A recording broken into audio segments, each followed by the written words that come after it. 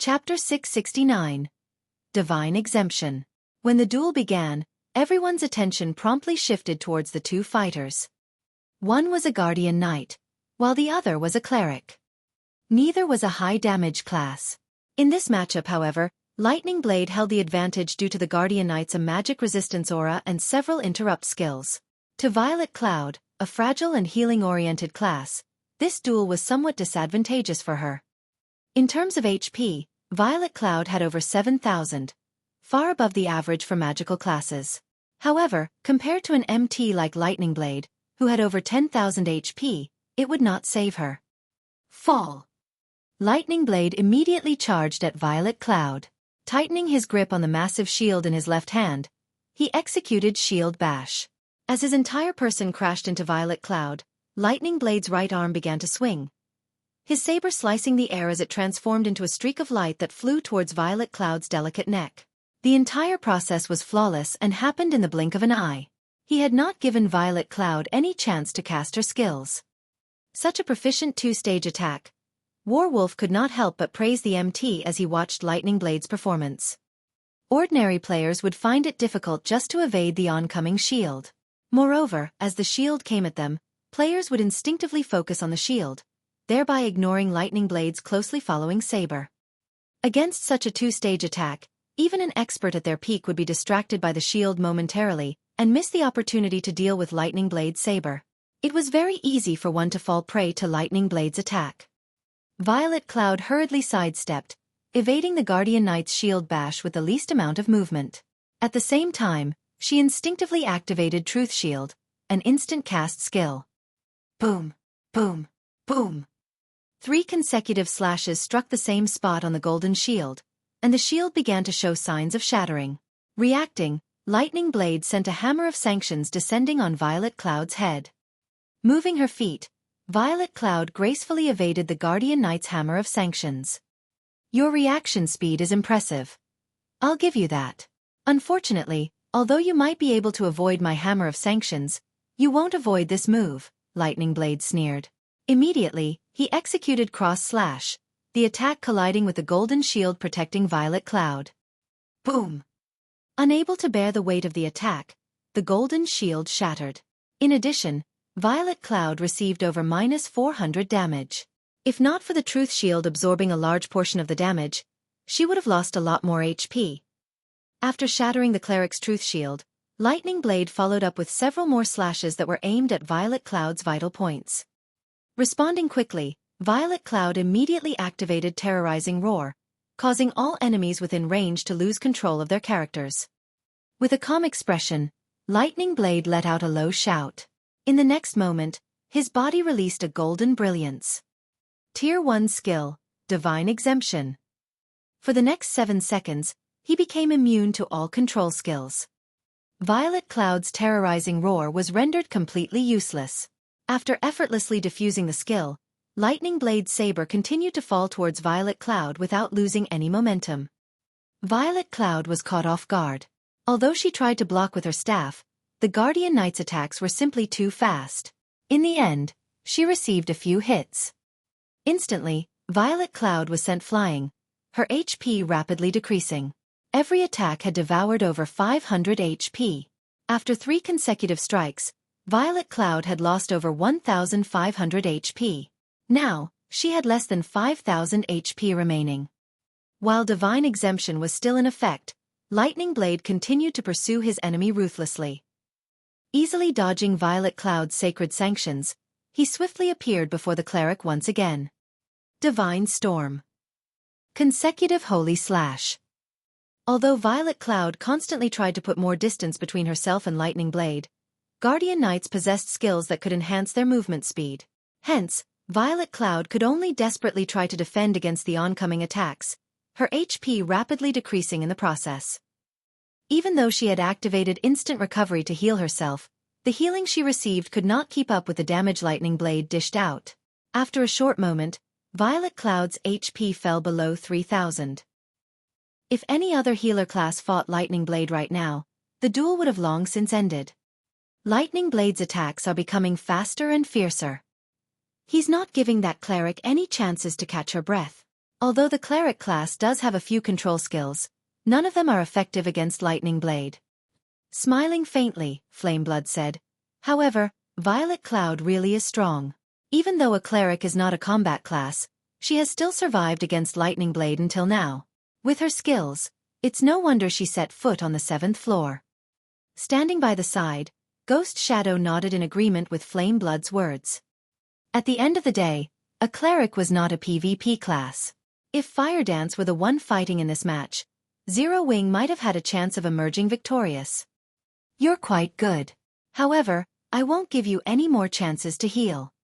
Grunting, Lightning Blade's body suddenly expanded slightly as he used the Berserk skill, Light Force, increasing his strength and endurance by 30%, and defense by 60% for 20 seconds.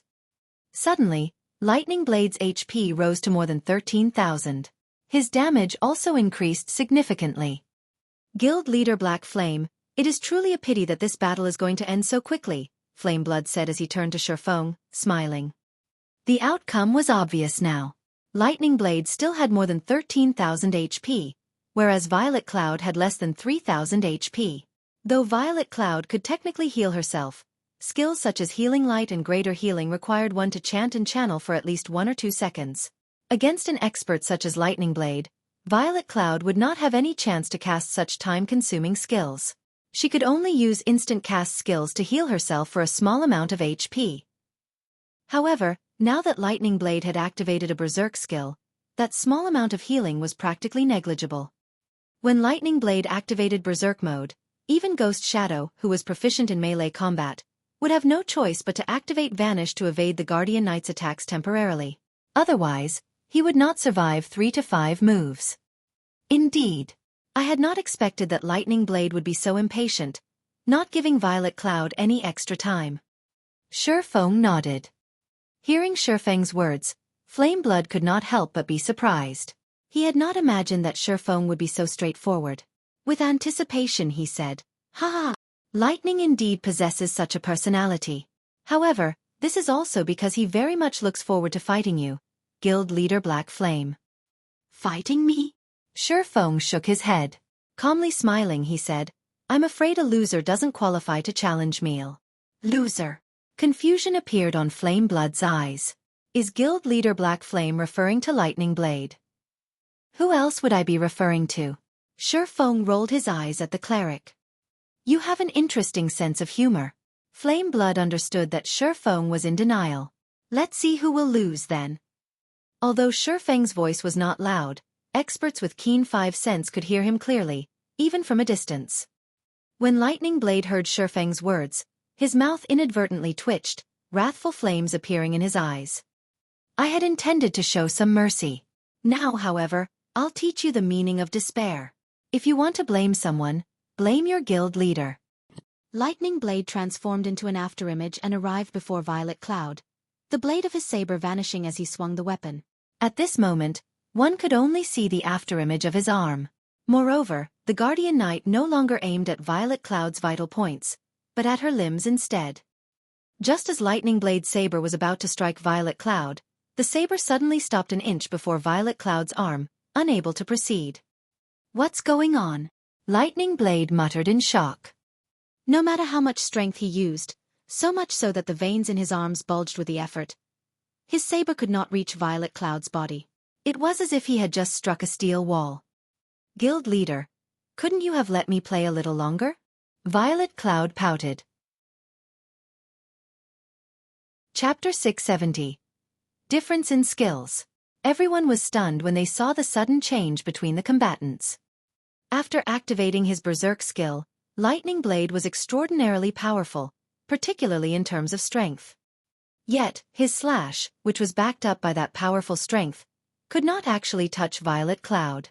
Lightning Blade's saber was frozen 1 inch before reaching Violet Cloud. It was simply inconceivable. A protection skill? Warwolf reacted quickly. There were many kinds of protection skills in God's domain, such as a swordsman's parry or a berserker's block. Magical classes also had corresponding skills. Only, these skills were extremely rare because magical classes were not melee classes. They faced significantly fewer dangers. Hence, these types of skills were very rare. Everyone suddenly came to a realization.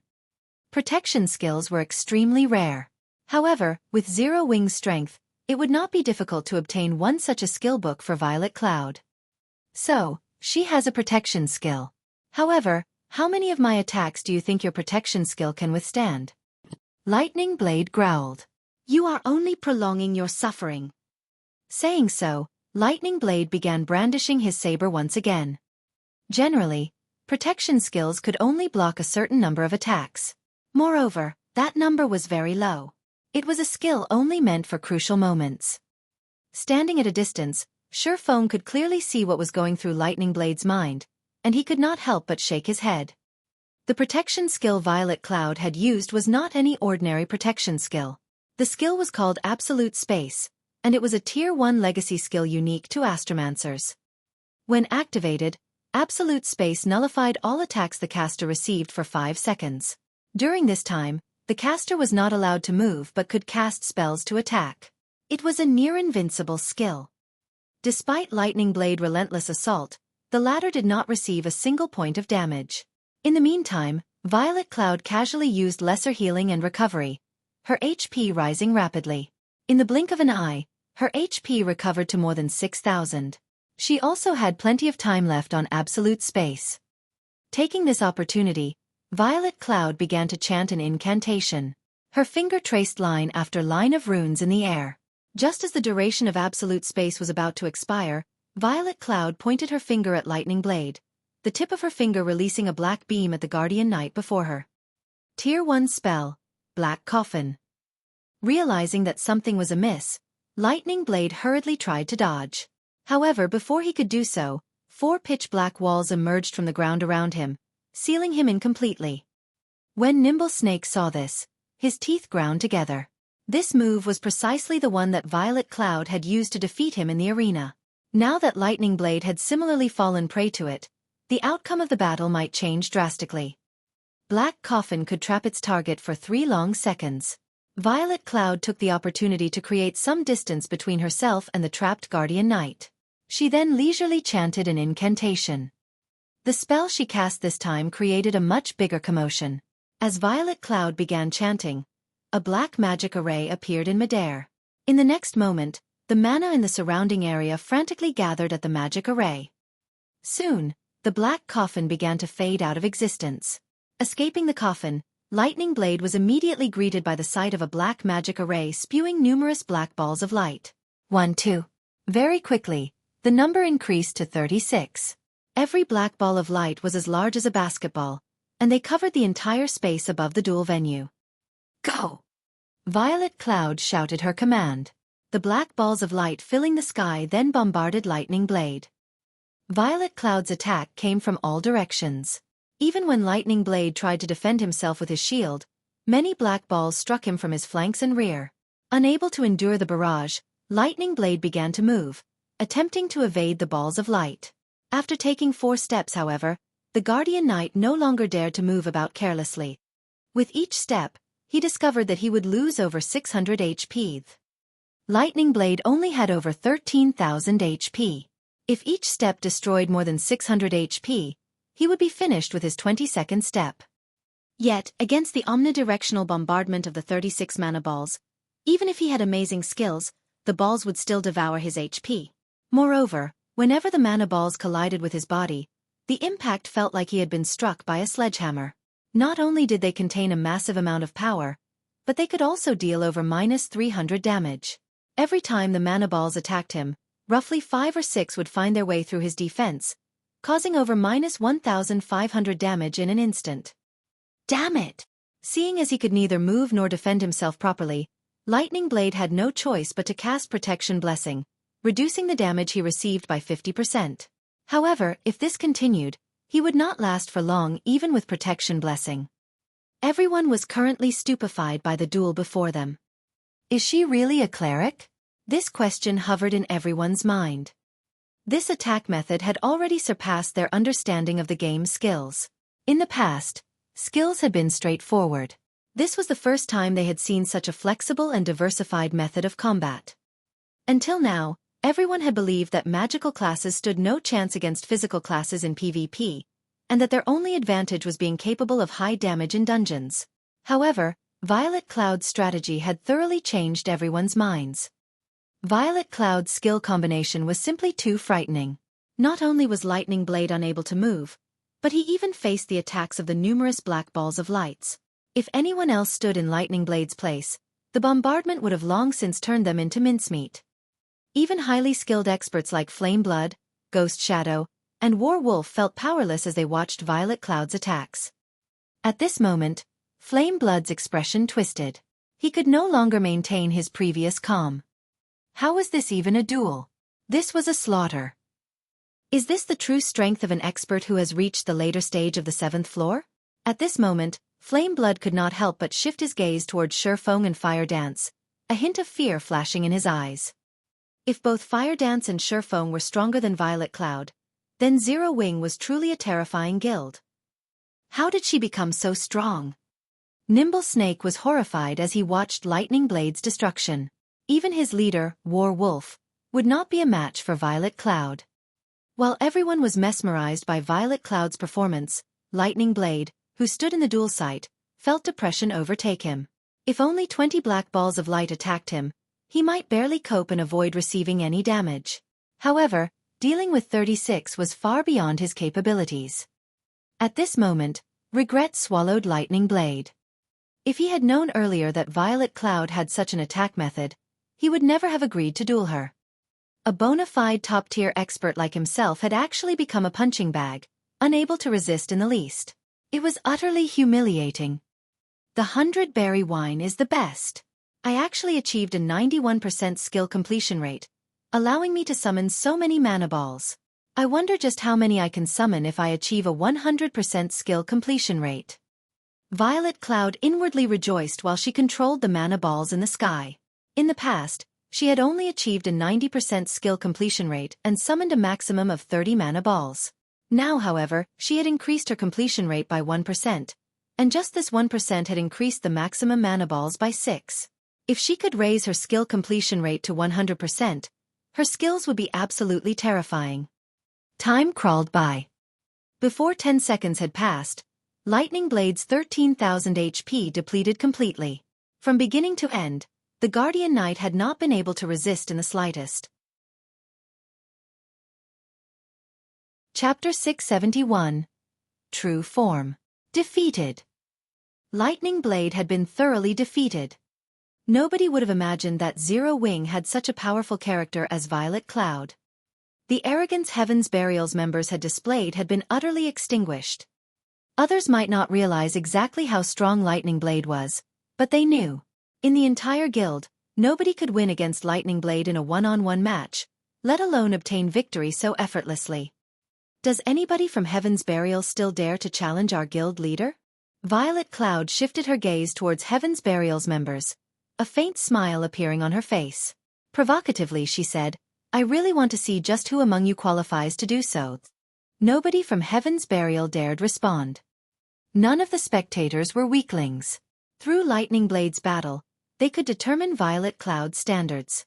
They would only be asking for humiliation if they tried to challenge her. Unlike everyone else, however, Ghost Shadow revealed a look of interest. Unfortunately, just as he was about to open his mouth and speak, the woman beside him stopped his words. This woman wore a gorgeous red mage's robe, which failed tremendously to hide her magnificent cleavage. She also wore a white beret on her head, covering her silky blue hair, which scattered around her waist. In her hand, she held an eye-catching white jade staff that radiated a faint golden glow. "Daybreak, why are you stopping me?" Ghost Shadow demanded, dissatisfied. Daybreak Fog was in charge of Heaven's Burial's affairs in Starmoon City. Her position in the guild was higher than even Flame Blood's. Her strength could not be underestimated. If not for Daybreak Fog's help, even with Lightning Blade present, Heaven's Burial would not have cleared the frozen prison today. "Don't humiliate the guild any further. You are no match for her. There's too much of a difference in strength between your skills. We have already completed our task here. You will have your chance in the future," Daybreak Fog said as she raised an eyebrow at Ghost Shadow. She had not used a persuasive tone, but a commanding one. Flame Blood nodded in agreement. Now that Heaven's Burial had obtained the first clear of the Frost Prison, their reputation flourished. However, if Violet Cloud defeated their several great experts, all of their efforts would go to waste. Zero Wing certainly has many experts. In the future, we will have many opportunities to clash with them. Today, we have other matters to attend to, so we will not keep you any longer. Flame Blood gave Xueqi a cupped fist salute before turning away.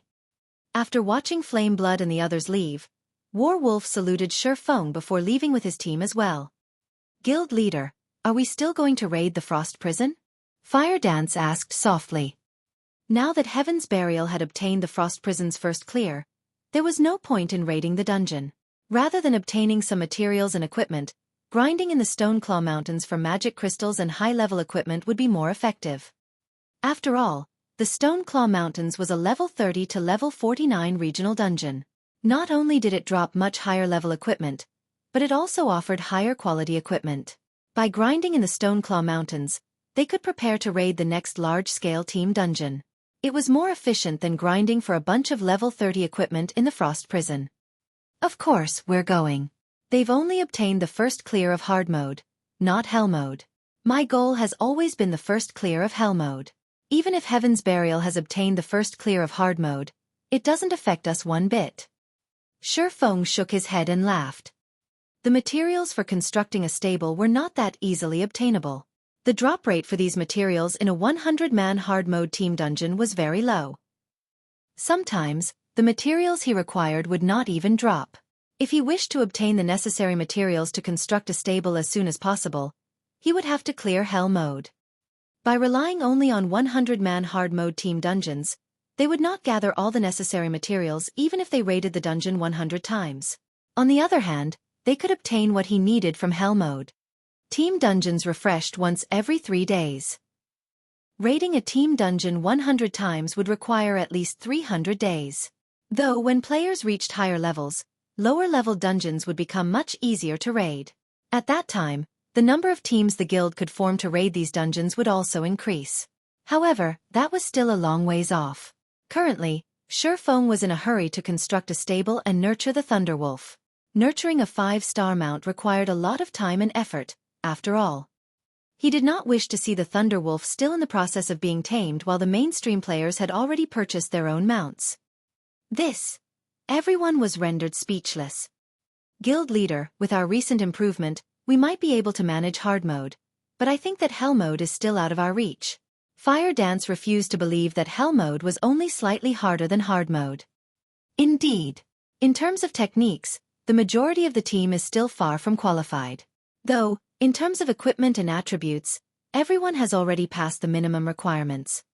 Xueqi then grinned and said, however, techniques can be made up for. Made up? A light suddenly shone in Fire Dance's eyes. Guild leader, are you planning on using the 100-berry wine? If one spoke of a method to improve one's combat techniques for a short period, then the only thing that came to everyone's mind was the 100-berry wine.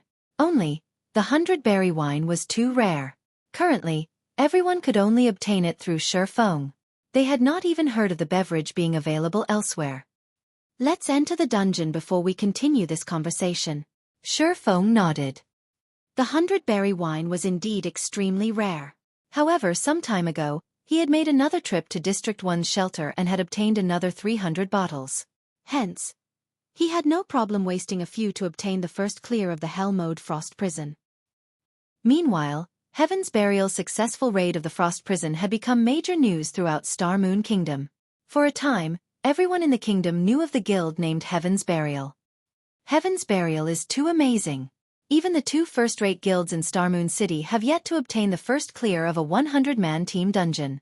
Yet, Heaven's Burial succeeded. A 100-man dungeon. That place is a gold mine for fine gold and dark gold equipment. Our guild has only managed to raid 50-man hard mode team dungeons so far. I wonder when I'll obtain a complete top-tier set equipment for myself? Top-tier set equipment? I don't need so much. I only hope to wear a full set of secret silver equipment. My friends would die from envy. A full set of secret silver equipment? Just the level 25 secret silver weapon my friend wields is already enough to make me drool. When he showed me the weapon, he even brought our friends and me into a dungeon to show off that weapon in action. Bronze or mysterious iron weapons can never hope to compare to how cool his weapon is. I heard that Heaven's Burial is mass recruiting right now. The benefits they offer are excellent. The guild often brings newcomers with good potential into large-scale team dungeons. We should still make it for the recruitment if we hurry. Players throughout Star Moon Kingdom were talking about Heaven's Burial on the forums. For a time, Heaven's Burial's member count soared. Unlike Zero Wing, however, Heaven's Burial did not have any financial issues. Players could join the guild as long as they reached the minimum requirements.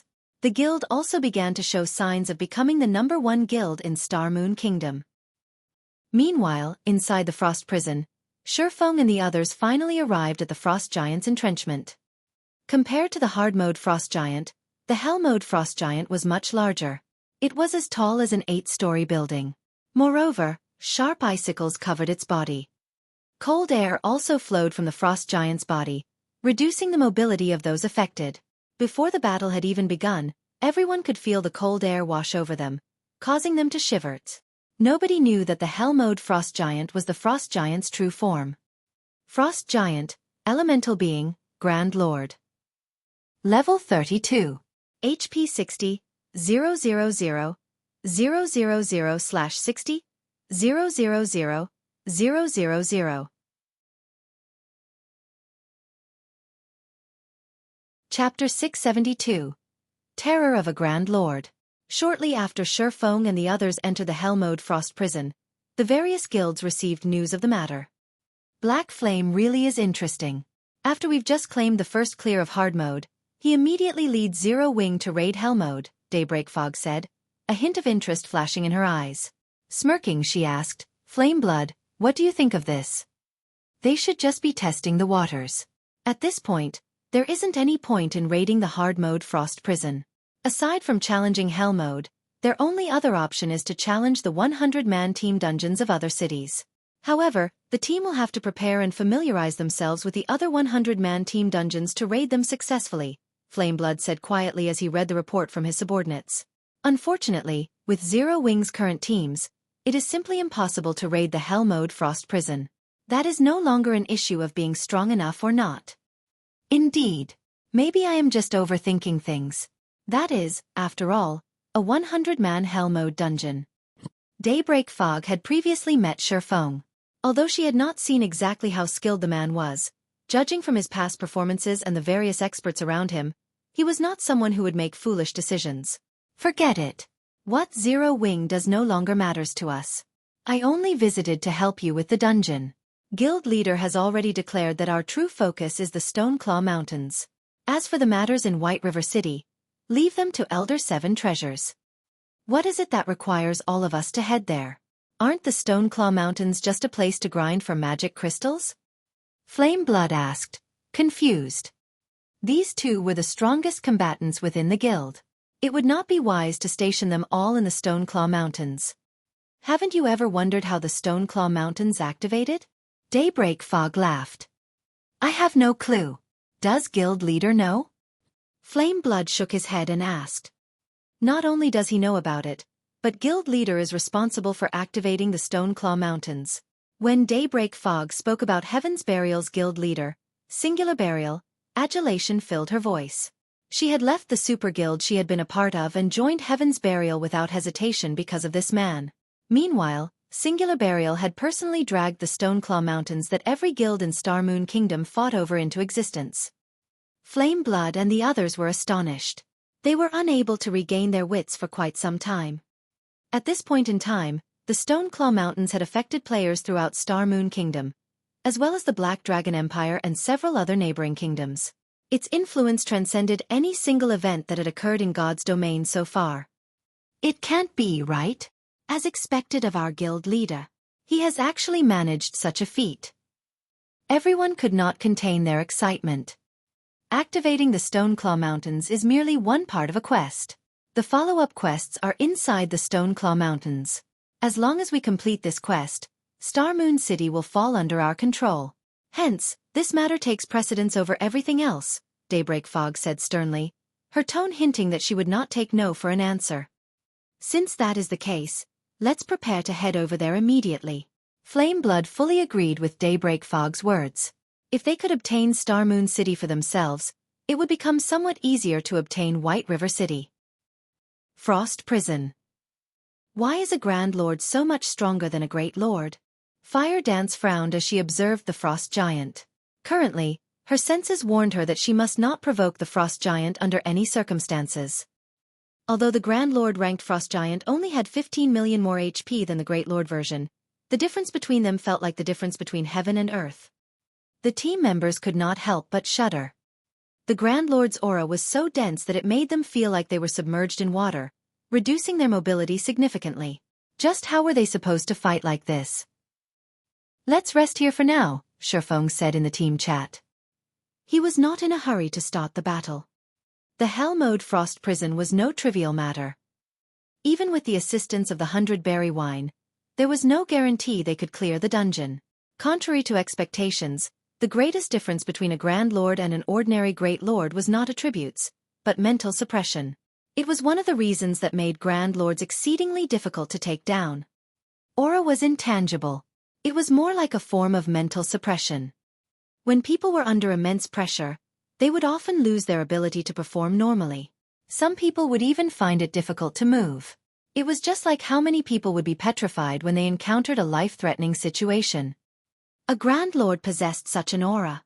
Even an expert player would find it difficult to cope with such a situation, much less ordinary players.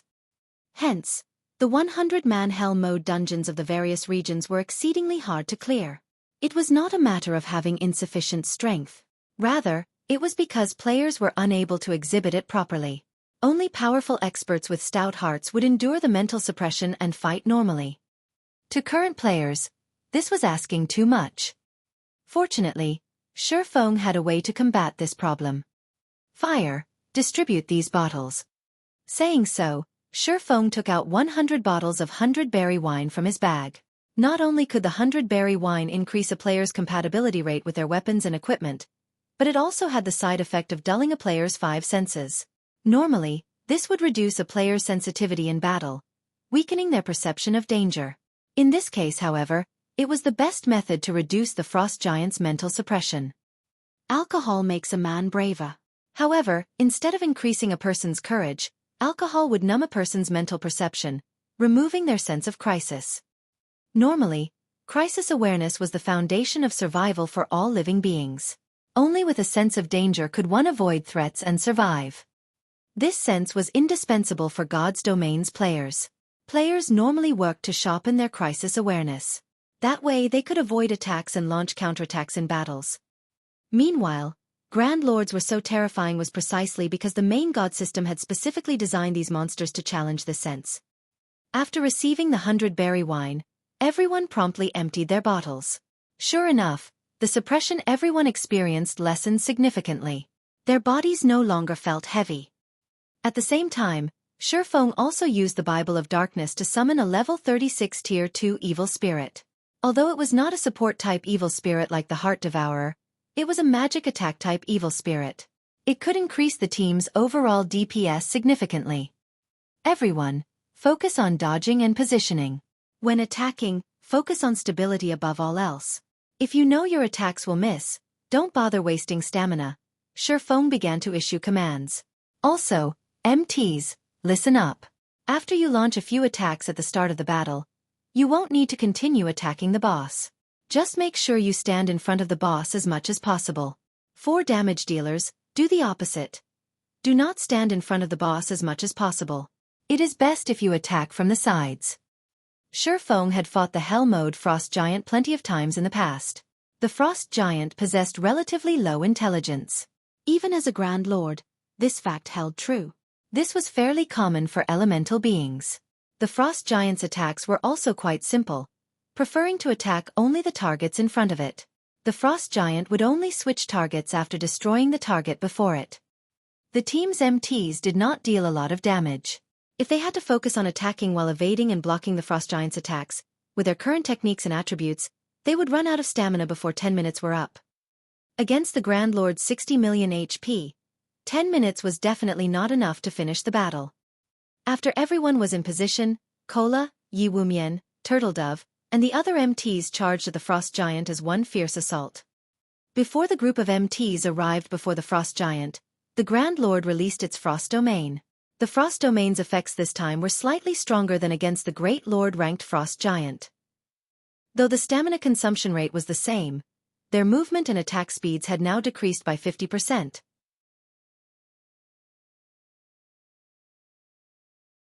Chapter 673. Grinding a Boss. Before Kola and the other MTs could reach the frost giant, the Grand Lord raised its iron fists and smashed the frozen ground heavily. Ice thorns. As if the frosty ground had transformed into water, waves rocked the surroundings. Every wave rolled the ground. Amidst these waves, ordinary players would struggle to stay on their feet. Although Kola and the others were experts, even they could barely advance. Following which, glistening ice spikes exploded from the ground, one after another. Even the slightest touch dealt nearly -3,000 damage to Kola and the other MTs. This attack was obviously much stronger than the Great Lord-ranked frost giants. Everyone's chests tightened at this situation. Could they really defeat this frost giant?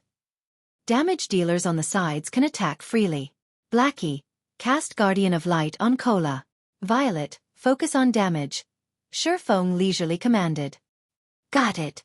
Although Blackie was curious as to why Xueqi wanted him to use Guardian of Light on Kola so soon, he did not question the command. Immediately, he cast Guardian of Light on Kola. Initially, Kola lost nearly 5,000 HP with each hit from the Grand Lord. However, with Guardian of Light, the Frost Giant's attacks dealt less than -1,000 damage to the Guardian Knight.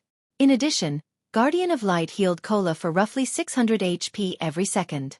Against the Frost Giant's damage, Kola could survive quite a while without the healer's assistance. However, shortly after Guardian of Light activated, the Frost Giant abruptly stomped its foot, dealing massive damage to all enemies within 10 yards. Naturally, Kola could not avoid the attack as the giant's foot slammed him to the ground, a damage of over -3,000 points appearing above his head. Everyone sucked in a breath of cold air. This attack was simply too frightening.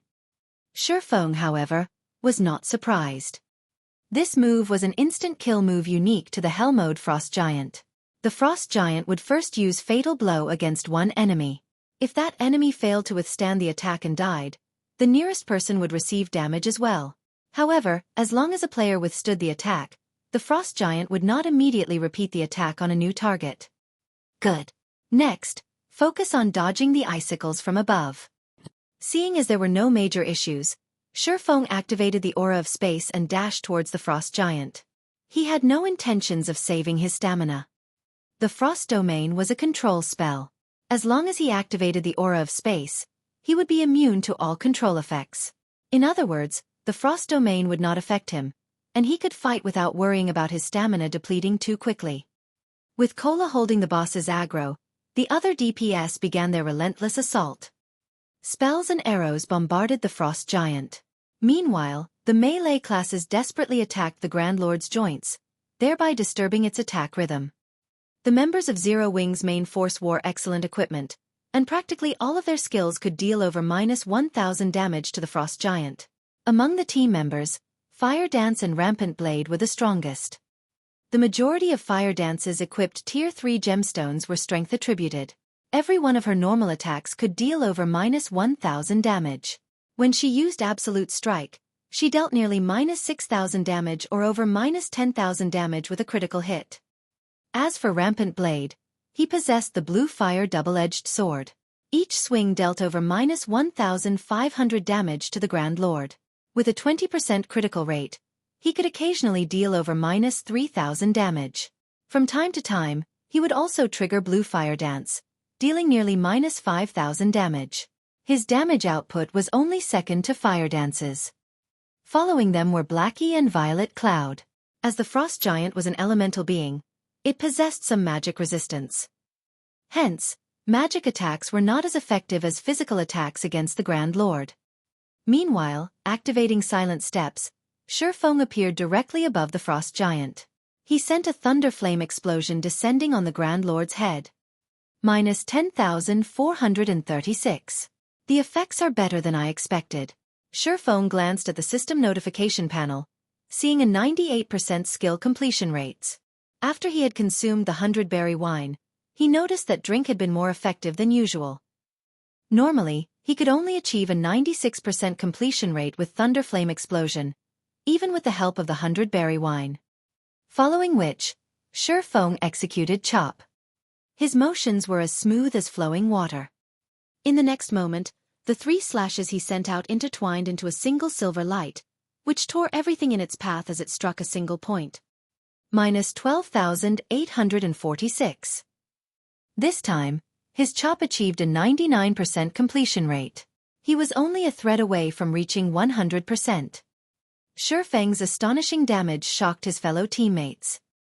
Chop was one of a swordsman's basic skills, yet when Xueqi executed his Tier 1 chop, his display was far different from other swordsmen's. Instead of dealing 3 damages, the skill only dealt 1. The skill's overall damage was even more frightening. In the absence of a critical hit, Xueqi had dealt over minus 10,000 damage with his chop. His damage was on the same level as Fire Dance's and Rampant Blade's critical hits with their most powerful skills. This was simply inconceivable. Immediately after, Xueqi used Flame Burst, launching 15 attacks in quick succession. Every hit forced the Frost Giant to take half a step back. Moreover, each hit dealt over minus 16,000 damage and over minus 32,000 damage if it were a critical hit. The sight floored the other Zero Wing members into a momentary standstill. Don't focus on dealing more damage to the boss. Think about how you can improve your skill completion rates. It isn't often that you get to experience a mental suppression like this. Xueqi finally understood why the 100-berry wine was more effective than usual. The 100-berry wine had a side effect of blurring a player's 5 senses, dulling their perception. However, the Grand Lord's aura could negate much of this side effect, allowing players to maintain a clear state of mind even with the alcoholic effects. With this, players could execute their skills more efficiently. After Xueqi's reminder, everyone became aware of their own conditions. Previously, when they had drunk the 100-berry wine, they had not been able to maintain a clear state of mind. If they could practice their skills while sober, it would definitely help to improve their skill completion rates. Excitement gripped the team. They were no longer afraid of the Grand Lord. On the contrary, they stared at the Frost Giant as if he were nothing more than a mountain of gold, desire gripping their hearts. Using a Grand Lord as target practice was simply unbelievable, yet Zero Wings members did just that. The rapid rise of everyone's skill completion rates allowed them to understand more about their respective skills. At the same time, this improvement also allowed them to reduce many of their excess motions, thereby reducing their stamina consumption rate significantly. A short moment later, the Frost Giant's HP fell to the 20% threshold. However, none of these players were satisfied. During this short period, everyone's skill completion rates had improved significantly. For example, Fire Dance and Violet Cloud had managed to raise their skill completion rates by a stable 2%. Everyone else managed to raise theirs by a stable 1%. Originally, when raiding the hard mode Frost Giant, the team would have less than 70 people capable of fighting at this point. Now, however, every member of the team was still up and ready to fight. On the contrary, it was the Frost Giant who looked pitiful right now. "You actually dare stand before me, the King of Frost? I will show you a power that you have never seen before," the Frost Giant bellowed, causing the entire cavern to tremble. Cold air began to gather and condense in the Frost Giant's hand. In the dark cavern, it seemed like the Frost Giant held a bright moon that dispelled the darkness. Why haven't we seen this move in hard mode before? A bad feeling started to creep up on Fire Dance. Before the Frost Giant attacked, everyone could feel a bone-chilling cold wrap around their bodies. In the next moment, they began losing 500 HP every second. If the Frost Giant released its attack, it would likely obliterate the entire team instantly. When the Frost Giant held up the hill-sized ball of ice, which it had formed from the condensed cold air, Xueqi made his move. Absolute Time. When activated, Absolute Time prevented enemies within a radius of 100 yards from using any skills or tools for 24 seconds. In this case, however, although the skill did affect the boss, it would only last 3 to 5 seconds at most. Even so, that was more than enough. Suddenly, the massive ice ball cracked and shattered. Meanwhile, the Frost Giant had weakened significantly following the interruption. "Go. It's weak." Activate your berserk skills. Xueqi hurriedly shouted. Suddenly, everyone activated the power of darkness, their attributes increasing significantly. In a fraction of a second, spells and arrows bombarded the frost giant, forcing constant painful screams from the Great Lord. Following which, the frost giant's HP rapidly decreased, and even its hard exterior began to burst. In the end, the frost giant was reduced to a clear puddle of water, leaving behind a massive resplendent gemstone and a mountain of loot.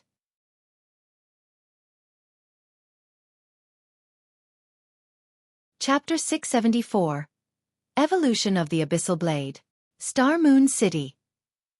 Currently, due to the Stoneclaw Mountains, a large number of players had gathered in Star Moon City. Even White River City during its peak could not compete with the capital city's current crowd. The players gathered in the city were not limited to the elites and experts of Star Moon Kingdom. There were also players that had come from the Black Dragon Empire and the neighboring kingdoms. The city's population increased by the minute. Players filled the city streets and even crowded Star Moon City's normally desolate areas. Star Moon City really is a great place. With so many elites and experts here, we won't have to worry about not being able to recruit any players into our guild. Flameblood could not help his envy of Daybreak Fog when he saw that the majority of the players wandering the streets were level 29. Many players had even reached level 30 already. Heaven's Burial's elite members were currently level 28 or 29. Very few had managed to reach level 30. Yet, in Star Moon City, there were so many high-level players. Daybreak Fog would have a much easier time nurturing her branch's members than he would.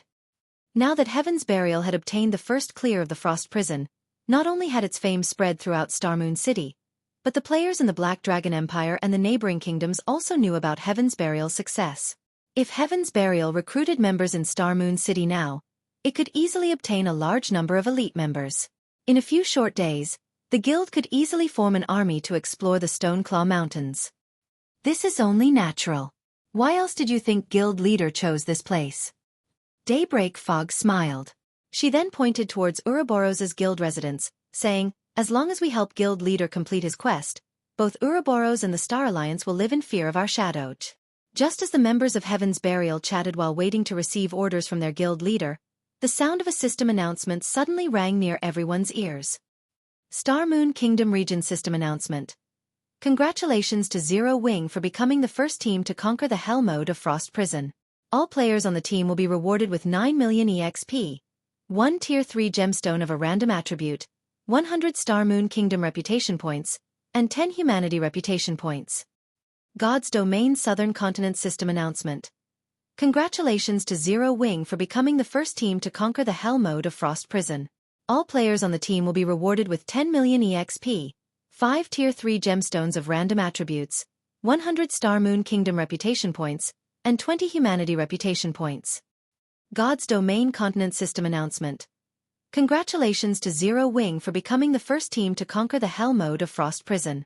All players on the team will be rewarded with 15 million EXP, 10 Tier 3 gemstones of random attributes, 200 Star Moon Kingdom reputation points, and 30 humanity reputation points.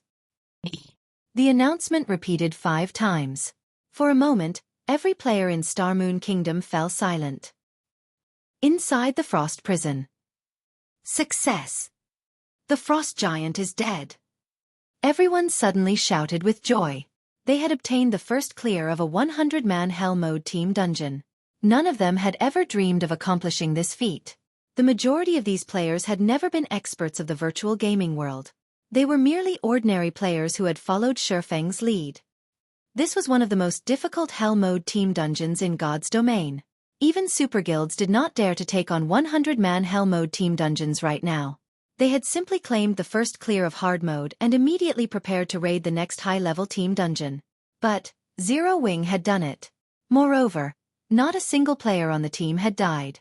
It was simply inconceivable.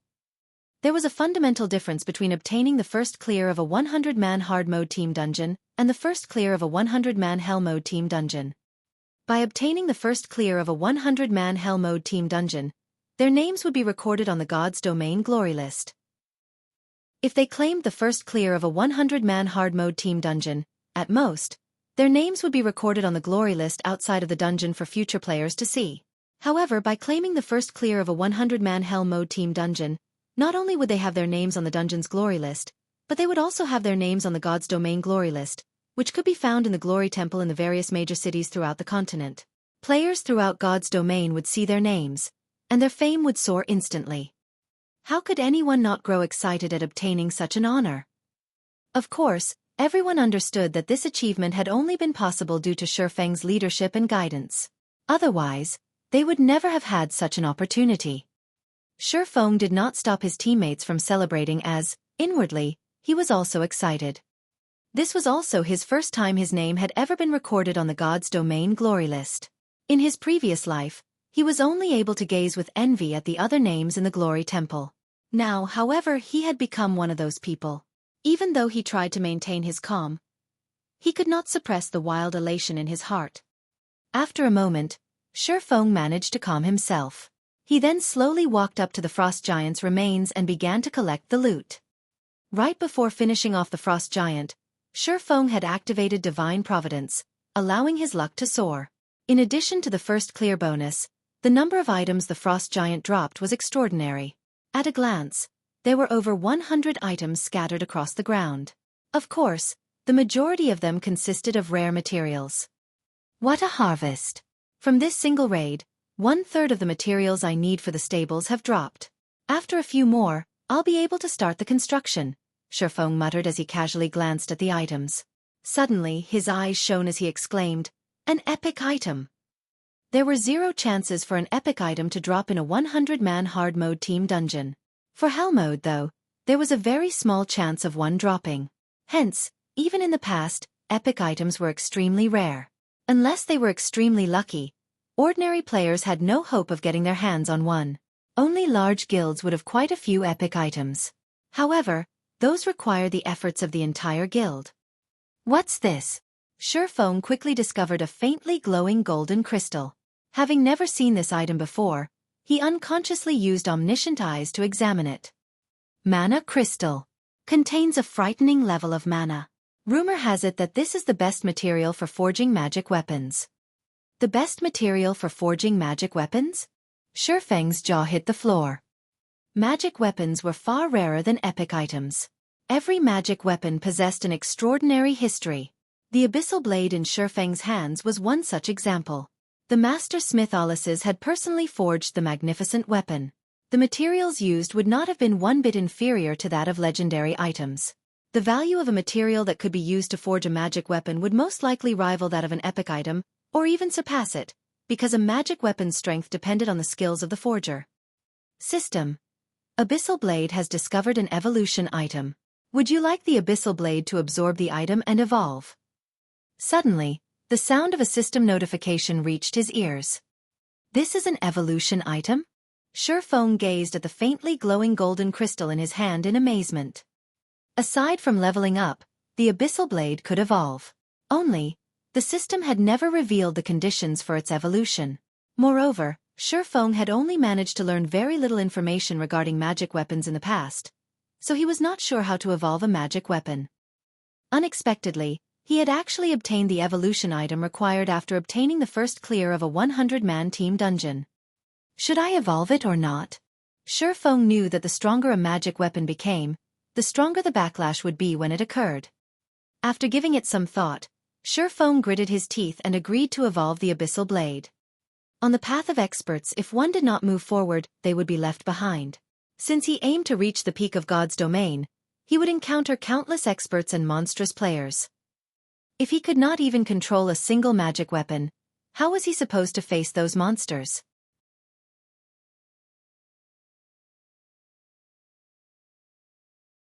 Chapter 675. Bountiful Loot.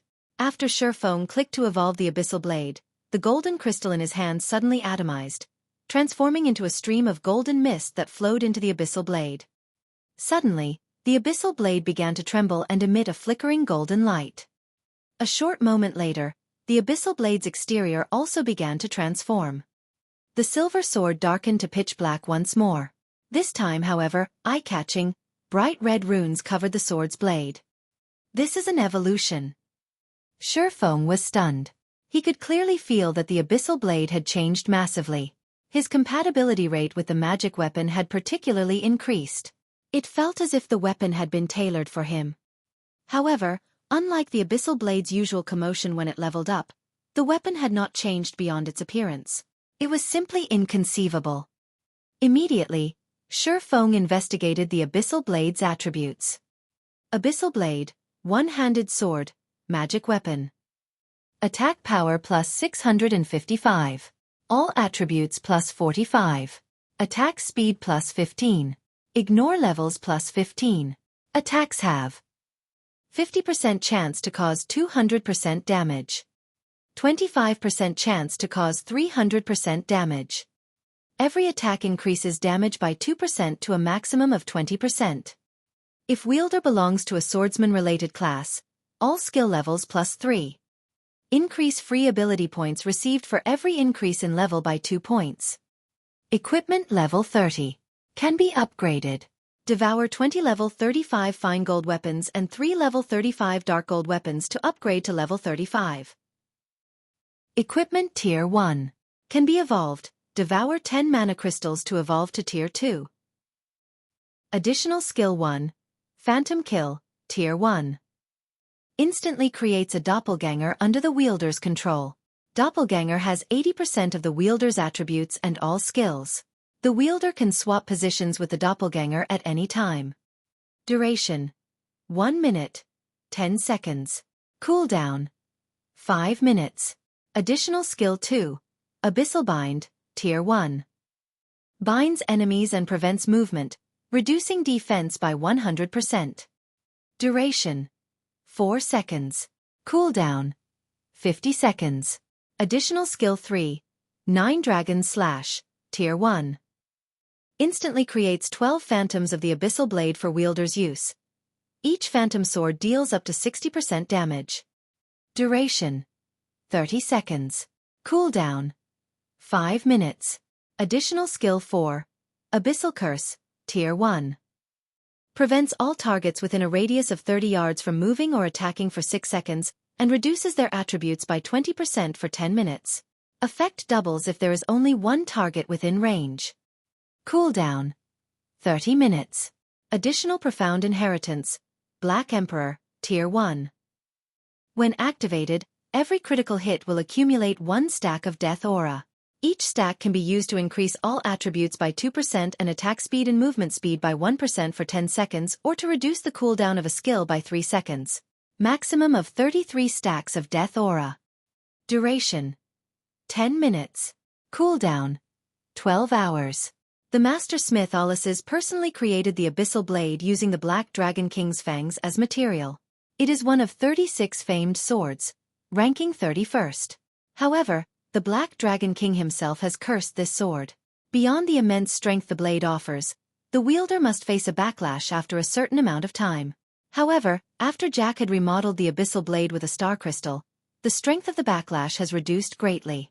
If the wielder is unable to suppress the backlash, the wielder will receive the Black Dragon King's curse, permanently reducing all attributes by 50%. Unable to be dropped. Unable to be traded. So this is what an evolution looks like.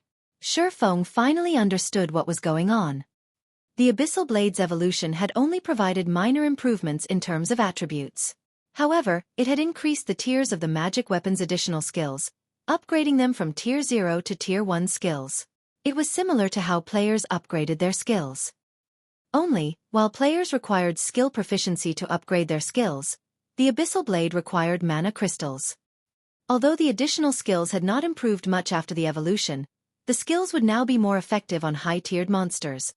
But this mana crystal was not easy to obtain. It only drops from 100-man Hell Mode team dungeons, and its drop rate is really low. Xueqi smiled bitterly. It was not easy to raid 100-man Hell Mode team dungeons.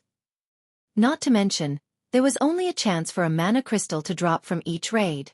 If one did not have the support of a powerful guild, it was practically impossible to evolve their magic weapon.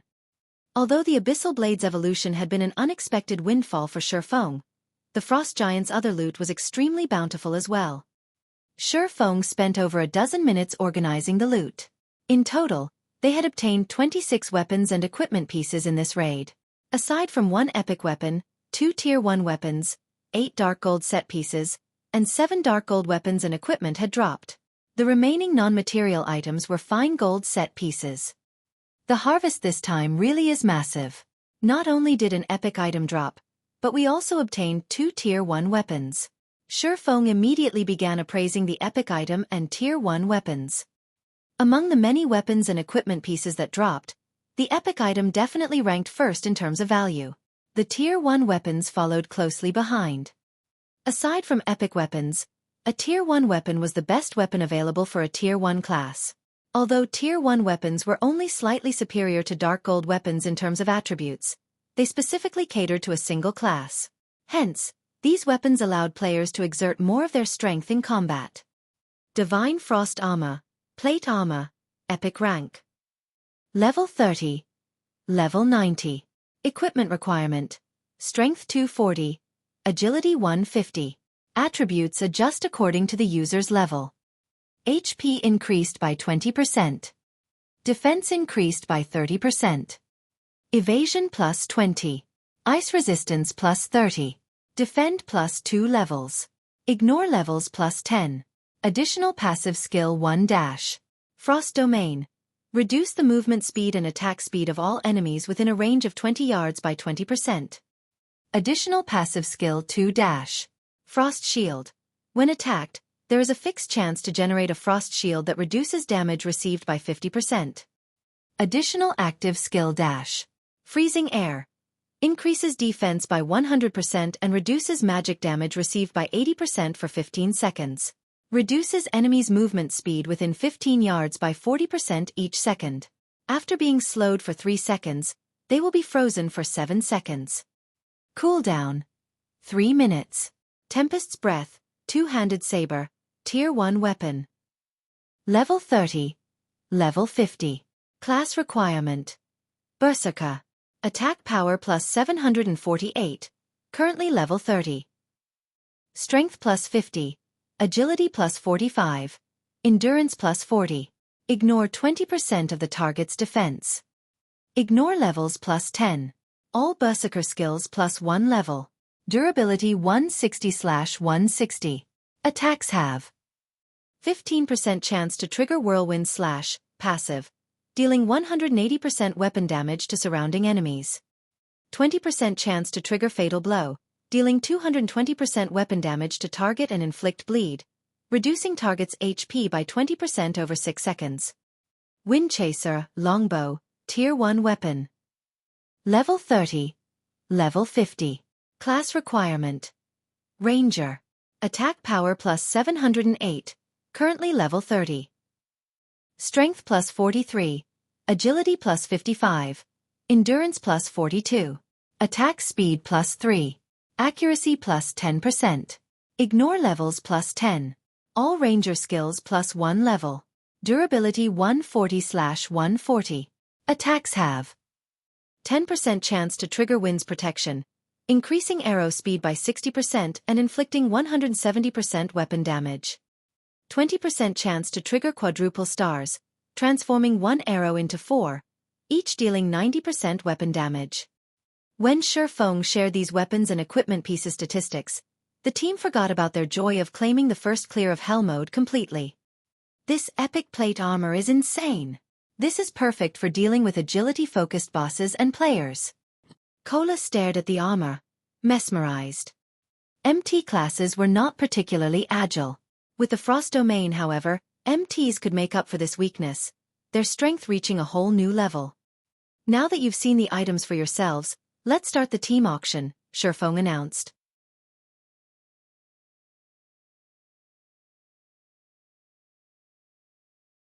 Chapter 676. Famous. White River City.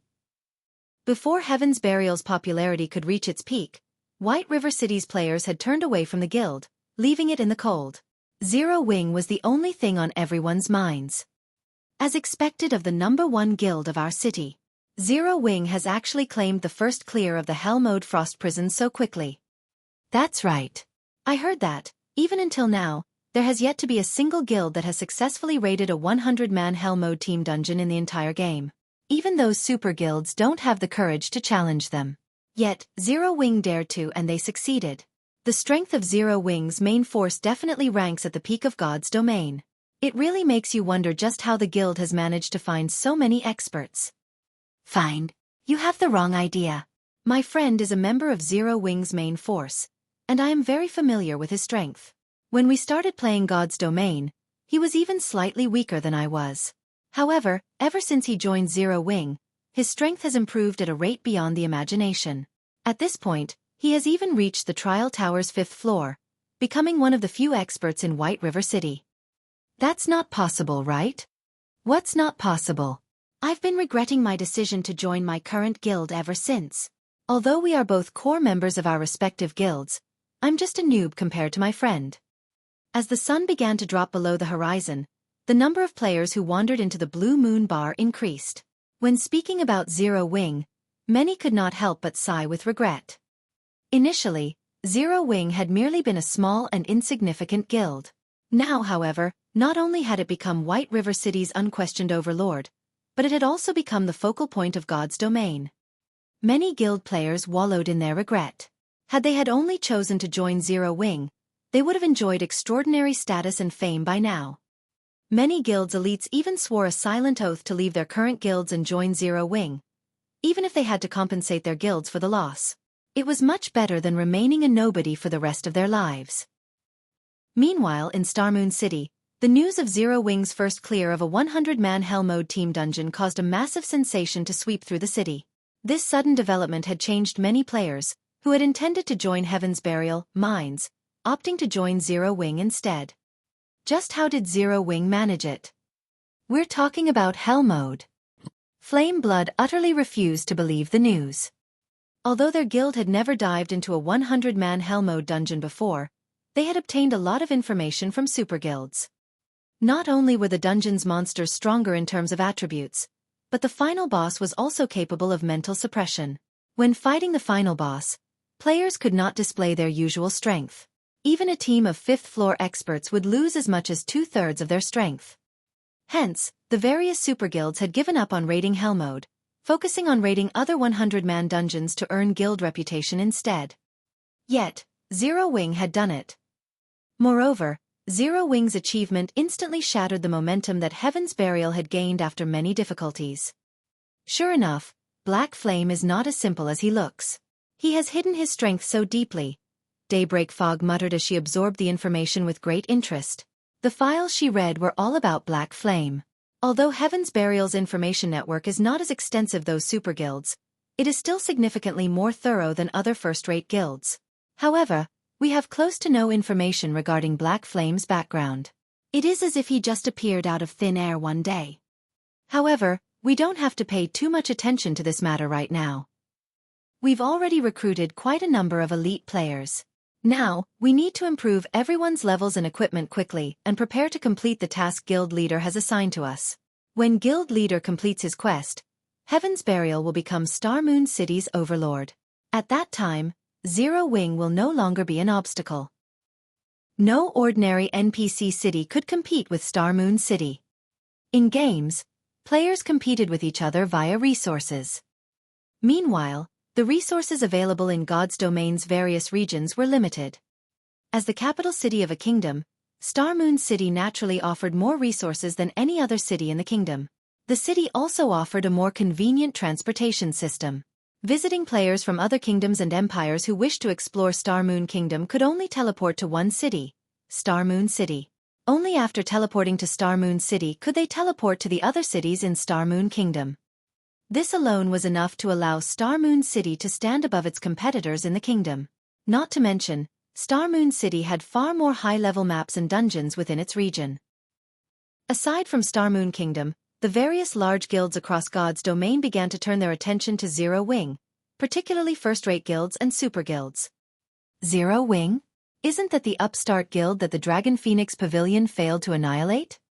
If it can claim the first clear of a 100-man Hell Mode dungeon, some major corporation must be funding it in secret. It seems we'll have to investigate. Meanwhile, inside Twilight Echo's guild residence. Despite being a veteran first-rate guild, Twilight Echo was in a turmoil. Initially, They had not particularly cared about Zero Wing. After all, it was simply a farce Aqua Rose had concocted. Now, however, the situation had changed. The Zero Wing that Aqua Rose currently occupied had claimed the first clear of a 100-man Hell Mode team dungeon. Even super guilds lacked this achievement. This went to show that Zero Wing's strength was extraordinary. At the very least, the standard of the guild's main force must rank at the very peak of God's domain. However, nobody among Twilight Echo upper echelon believed that Black Flame was the one responsible for such a powerful team. After all, before God's domain, nobody in the virtual gaming world had ever heard of him. The only possibility was that Aqua Rose was responsible for the team's creation. I told you that Aqua Rose possessed immense potential, yet you were adamant about chasing her out of Twilight Echo. If Aqua Rose were still with us, given the guild's background, we would have become the next super first-rate guild by now. Tell me then, what should we do now? A middle-aged man with a righteous air huffed angrily. Elder True Marshal, there is no need to get so agitated. We were left with no other choice. After all, her parents made the decision. It wouldn't be right to meddle with their family affairs, a lady nearing her 40s assuaged. However, now that everyone has seen what that child is capable of, I believe that everyone present understands what this means. This farce has gone on for long enough. It's time that we bring that child back to us. At the Twilight Echo's elder meeting, Brilliant War God was livid. He had never expected Aqua Rose to be so capable. She had actually managed to develop a small guild into a large guild that even Twilight Echo could not ignore. Listening to the elder's intentions, he realized that he could never coerce Aqua Rose in the future. Guild leader Glorious, what is your will? Elder True Marshal asked coldly as he turned to Glorious Echo, who sat comfortably on the guild leader's throne. Back then, Glorious Echo had strongly advocated stripping Aqua Rose of her position as an honorary elder.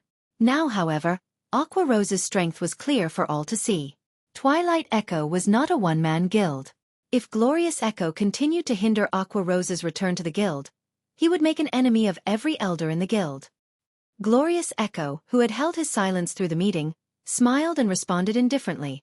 Since everyone has decided, I will not object. However,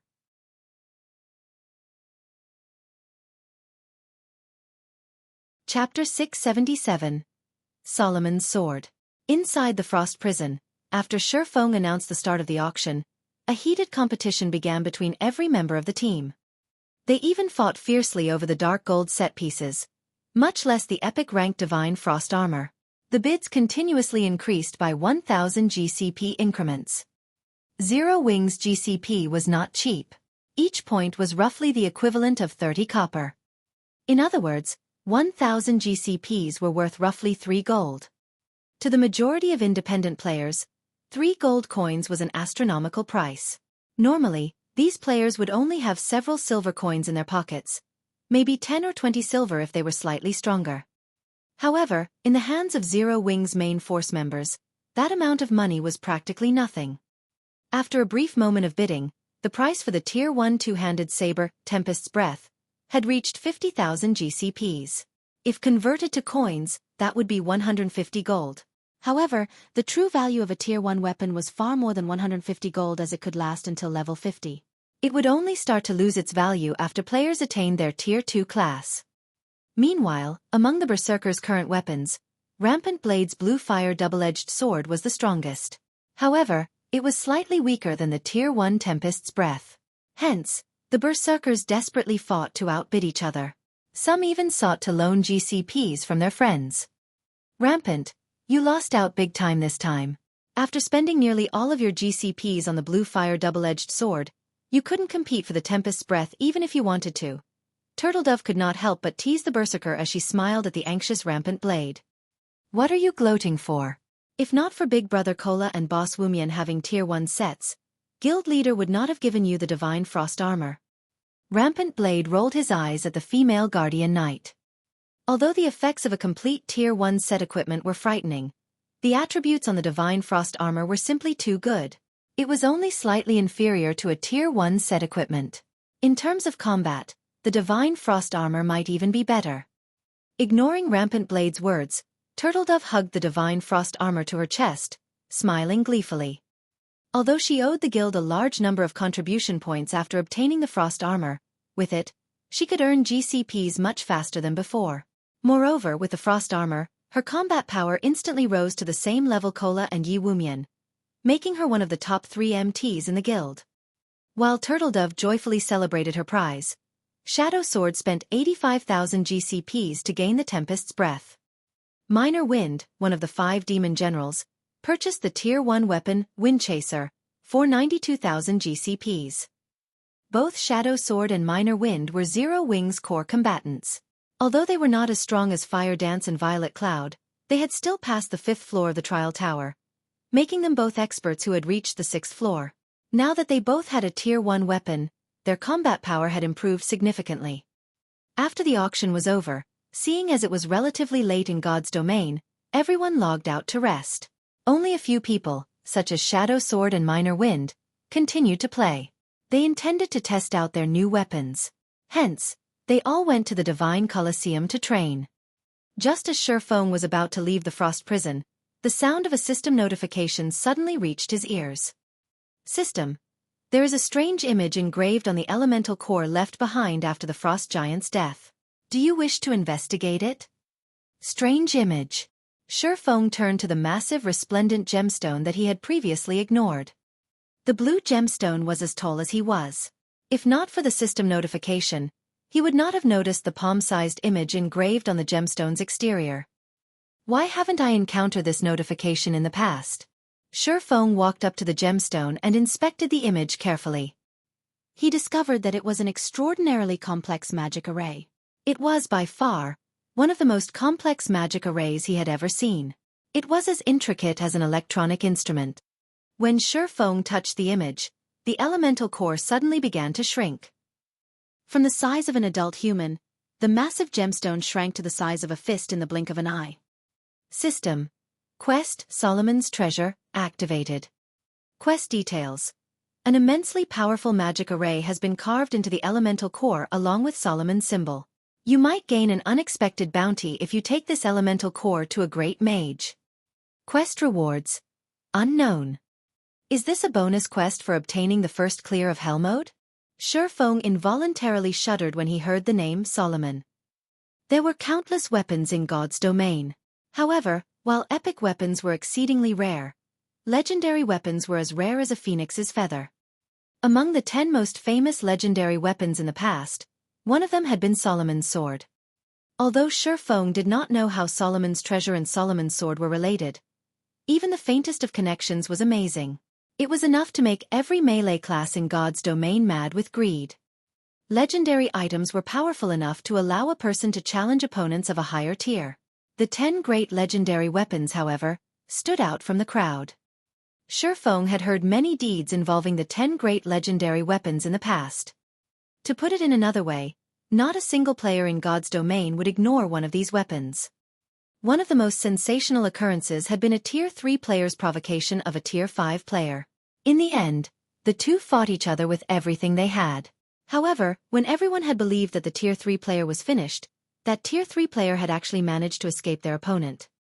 In God's domain, the difference between tiers was massive. A Tier 5 player could massacre a group of Tier 3 players effortlessly.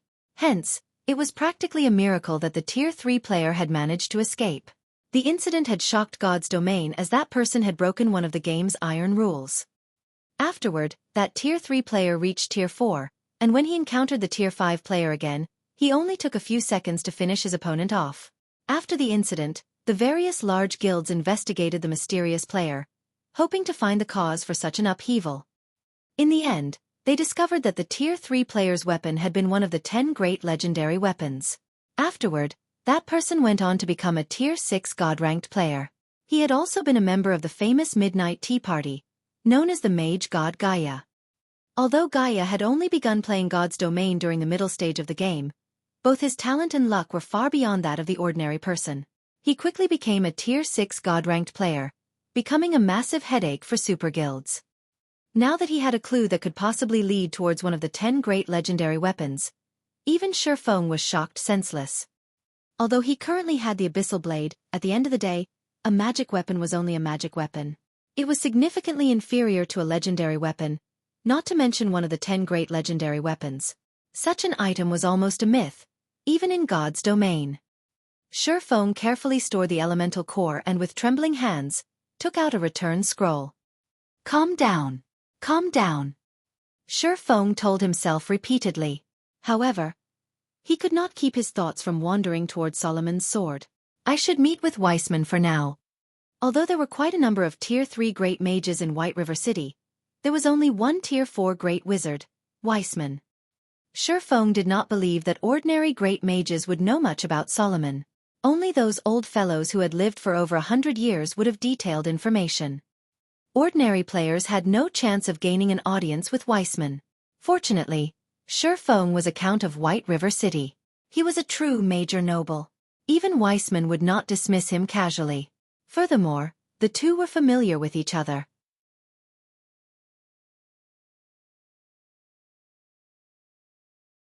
Chapter 678. Top of the World. As the sky darkened, the magic lamps lining the streets of White River City lit up, brightly illuminating the entire city. Quite a number of merchant players crowded the streets, purchasing equipment and materials. At this time, many combat players were returning to the city after a day of hard work. These combat players usually sold their unwanted materials as well as spent a portion of the day's earnings on some delicacies and alcohol. By now, everyone had already adapted to their new lives in the world of God's domain.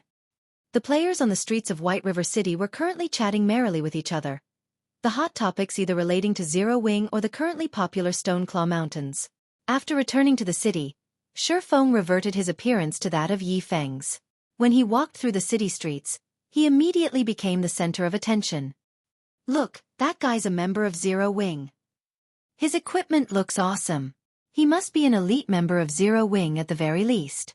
It would be great if we could get him to carry us. Zero Wing really is amazing.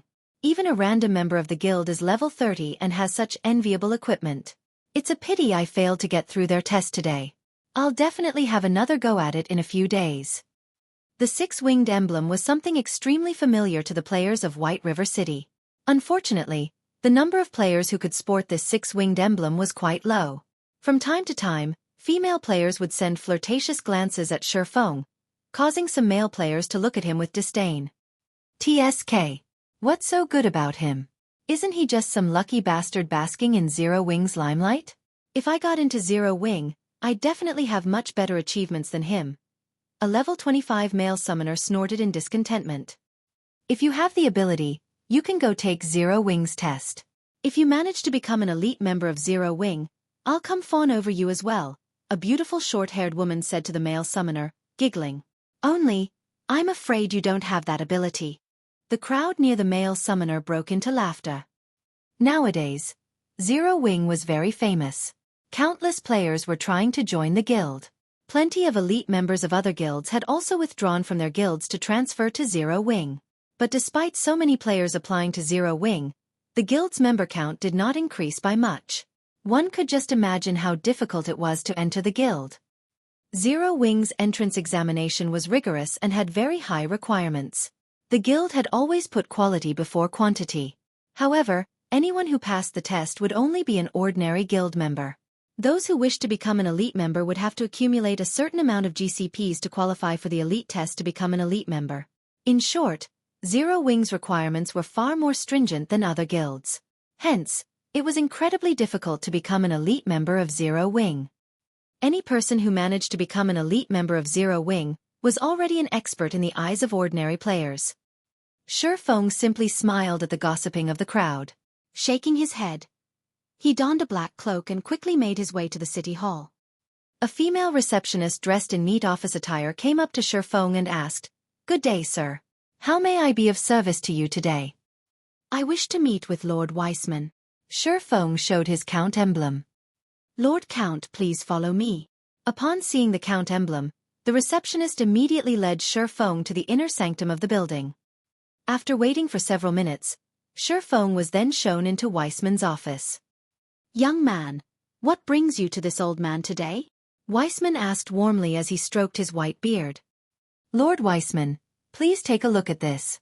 Xueqi retrieved the elemental core from his bag.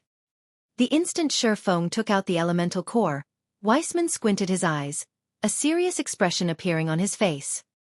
Young man, you really are something.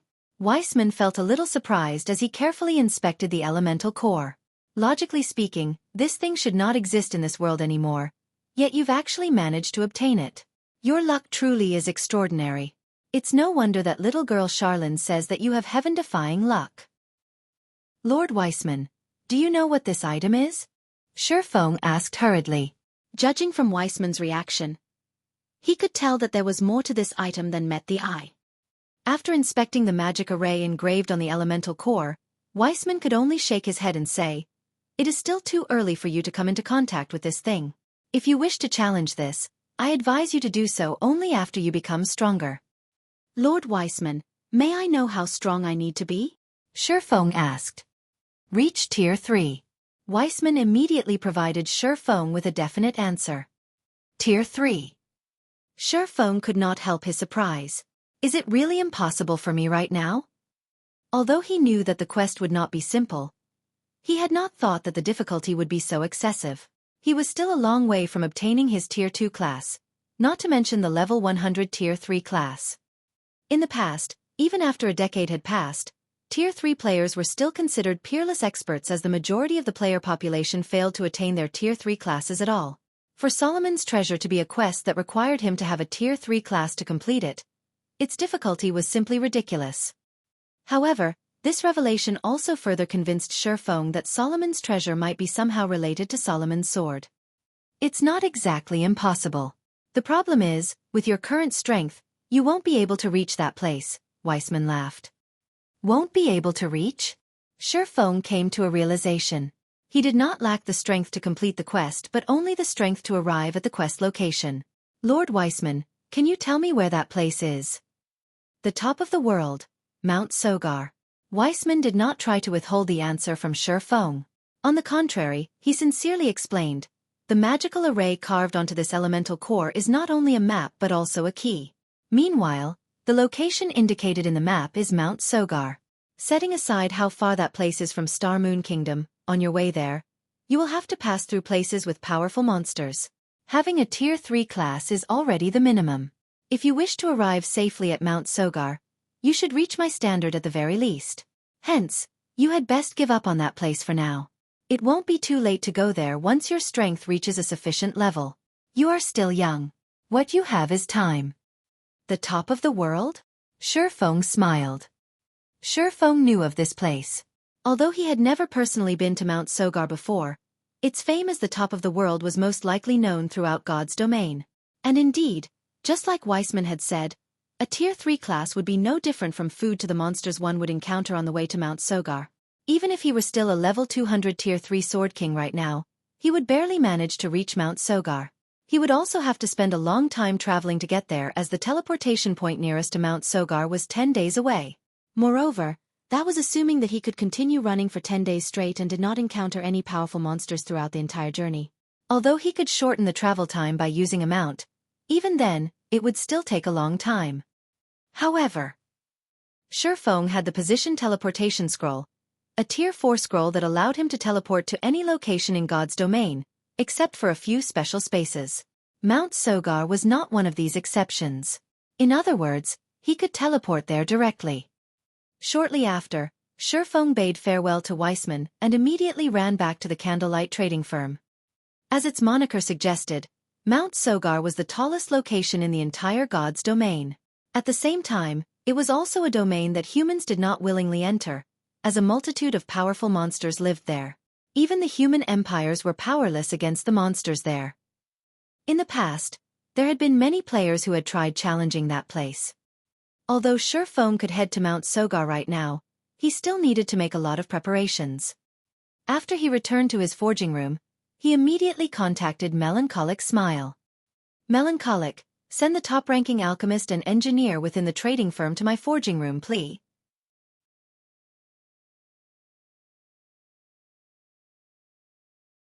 Chapter 679. The Weapon That Ended an Era. Inside an advanced forging room of the Candlelight Trading Firm. Under Melancholic Smile's instructions, the Candlelight Trading Firm's most skilled alchemist and engineer immediately made their way to Xueqi's forging room. Take a look at these for now, and tell me how confident you are at manufacturing these items, Xuefeng said. He then passed 2 separate designs to the alchemist Nine Coasts and the engineer Ocean Smile. The 2 people hurriedly nodded in response, not daring to act sloppily at all before Xuefeng. Nine Coasts was the only intermediate alchemist of the candlelight trading firm, whereas Ocean Smile was the only intermediate engineer of the trading firm. In the past, both these people had boasted great achievements and had managed to set foot into the realm of masters. Back then, even Xuefeng, the guild leader of a second-rate guild, had to treat them with great respect. Yet, now, these 2 people were very nervous while conversing with him. There was no hint of the arrogance they usually displayed when dealing with other lifestyle players within the firm. They were just like 2 obedient little kittens as they earnestly studied the designs Xuefeng had passed to them. However, this reaction of theirs was unavoidable. Black Flame was simply too preeminent. In the entire Star Moon Kingdom, not a single person did not know about Black Flame. He was a great character standing at the peak of Star Moon Kingdom. But at this very moment, such a great character was actually standing right before them and was asking the both of them to perform a task for him. How could they not get flustered? After the 2 nervously studied the designs, surprise surfaced in their eyes. The designs Xuefeng had passed to them were just too frightening. Guild leader, with how complicated this alchemy array is, even I have only around a 10% certainty of manufacturing it. If I can advance to an advanced alchemist, I might be able to raise the success rate to 20%? Nine Coasts said anxiously. What about you? Xuefeng turned to look at the engineer. Ocean Smile. Ocean Smile stuttered, F5%. 5%, is it? Xuefeng frowned slightly. When Ocean Smile saw such a reaction from Xuefeng, he nearly collapsed on the spot. After some pondering, Xuefeng still gritted his teeth and said, "All right then. From now on, I'll permit you 2 to use the special forging rooms continuously, so focus all your attention on producing these items." The designs he had taken out were actually parts of the magic device design that he had obtained from the Dark Shrine. As the weapon that ended the era of demons and gods, the difficulty of manufacturing it was extraordinary. Normally, even master-level characters had low success rates in fabricating the components of the magic device. What more of individuals who were not masters?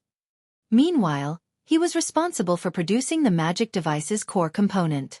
However, with his current standard as an intermediate forger, manufacturing it was still beyond him. I need to raise my proficiency. Xuefeng could not help but sigh as he looked at the design, which comprised over 20 pages. Sure enough, a magic device isn't that easy to produce. However, without a magic device, he did not dare to travel to the top of the world. The outer area of the Stoneclaw Mountains. In a forested valley surrounded by mountains, lights from spells, sparks, and light stones were visible in the vicinity. Ever since Stone Forest Town opened to the public, the Stoneclaw Mountains had become the hunting grounds of expert teams. Even in the dead of night, the number of teams passionately grinding in the regional dungeon did not decrease in the slightest.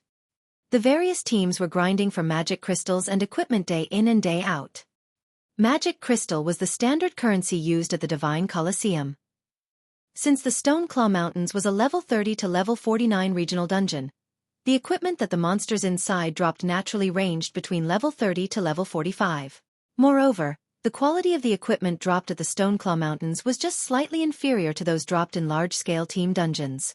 Only, the amount of equipment that a boss inside the Stoneclaw Mountains dropped each time was very small. Now that Zero Wing had claimed the fame of clearing a level 30 100-man Hell Mode team dungeon, there was no longer any point in guilds competing over the first clears of other level 30, 100-man team dungeons. Shifting their attention to competing over team dungeons that were over level 30 was more beneficial. After all, reaching level 30 was only a small milestone for players, and Zero Wing had merely gained a little advantage from this achievement. There were still milestones at level 40 and level 50. Hundreds of levels awaited them.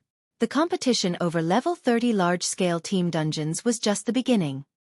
Meanwhile, the Stoneclaw Mountains was the best location for training and preparing to compete for the first clears of future large-scale team dungeons. Not only could they level up quickly at this place, but they could also gain a hefty amount of magic crystals. Most importantly, they could obtain a lot of high-level equipment here in short order. Setting aside the fact that team dungeons in the outside world had cooldown times, which greatly restricted the production volume of top-tier equipment. Players also took time to adjust when switching from one team dungeon to another. Players would waste a lot of time when going through this transition. However, regional dungeons were different. These had no cooldown time for entry. As long as one had sufficient strength, they could come here to grind for level 30 or above top-tier equipment at any time. It was very efficient. Guilds could build up a massive advantage for raiding 50-man and 100-man team dungeons in the future. Precisely because of this reason, various large guilds had frantically dispatched their members to the Stoneclaw Mountains. "Boss, this lord dropped something," the Star Alliance assassin responsible for picking up the loot said excitedly. Meanwhile, the lord lying beside this assassin was a level 35 half-orc over 3 meters tall. Scattered around this half-orc were many elite half-orc and special elite half-orc corpses, their total number exceeding 100. When Red Feather, who was resting underneath a large tree, heard the assassin's words, joy surfaced on his face. "Bring it here and let me take a look at it," Red Feather said hurriedly. Although the Stoneclaw Mountains would drop plenty of level 30 and above equipment, most of these were level 30 common equipment. "Boss, this is a level 35 fine gold longbow." The assassin passed the weapon to Red Feather excitedly. "It's a really good bow. It's slightly better than a level 30 dark gold longbow. Willow has lucked out this time. As long as she reaches level 35, she can immediately replace her current weapon," Red Feather said enviously after appraising the attributes of the longbow. He and his team had been grinding in the Stoneclaw Mountains for quite some time now. However, the loot of the bosses they killed was far from ideal. The majority of the bosses dropped only level 30 secret silver and fine gold weapons and equipment. Very rarely would they drop level 35 fine gold weapons and equipment. However, we wasted a lot of time on this battle. If not for the majority of our team's weapons being fine gold rank, fighting these monsters might even have been dangerous. Red Feather still felt somewhat fearful when he thought back to the battle just now. The monsters of the Stoneclaw Mountains were generally stronger than the monsters found outside. The chieftains were only somewhat weaker than the lords of the outside world. The lords here were even more powerful. In terms of combat power, they could rival even the high lords of the outside world. Only their HPs were at normal standards. As for the level 35 lord-ranked half-orc their team faced just now, most of their melee weapons failed to even scratch the lord. Only fine gold weapons or above could cut through the tough skin of the half-orc lord and chip away at its combat power. In fact, Red Feather's team wasn't the only one experiencing such headaches. Any team that came to grind in the Stoneclaw Mountains found themselves facing similar problems. Every battle in the regional dungeon would greatly exhaust a team. Players who used secret silver weapons were even forced to use whetstones to recover their weapons' durability after fighting just one battle. Otherwise, their weapons were sure to break in the next engagement.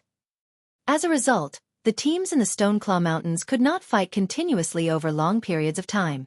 Boss Red, Elder Purple Eye's team has encountered 1 lord and 6 chieftains. They are in urgent need of backup right now. Purple Eye's team is too unlucky to have actually encountered so many monsters. Everyone, follow me immediately. Shortly after Red Feather's team began resting, Purple Eye, who was also one of the Star Alliance's top combatants, sent a request for help. Red Feather had no choice but to respond. Even if the standard of Purple Eye's team was very high, there was no way her 100-man team could take on the equivalent of 1 High Lord and 6 Lords of the outside world simultaneously.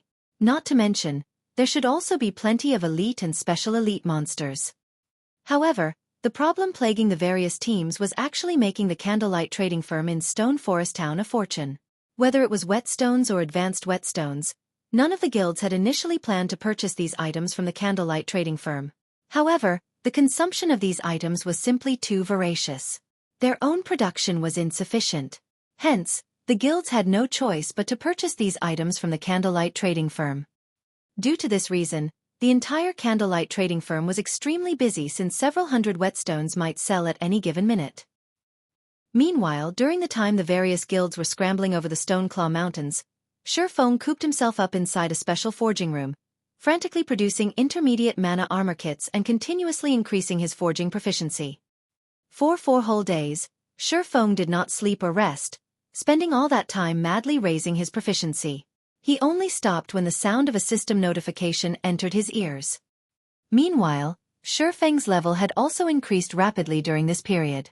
At this moment, he had already reached level 32. His leveling speed simply left one speechless.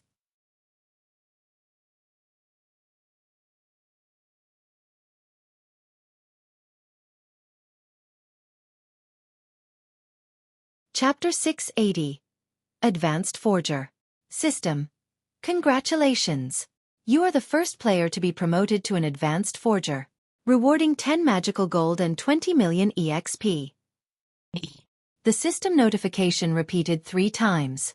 Upon the arrival of the system notification, Xueqi finally stopped producing intermediate mana armor kits.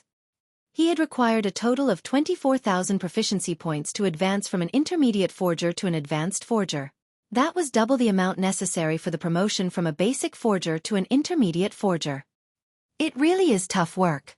Xueqi abruptly collapsed into a chair, breathing out a sigh of relief.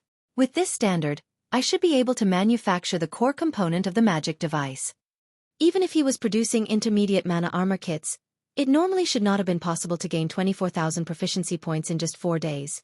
However, he had the forging talent, forging genius, that every forger dreamed of obtaining.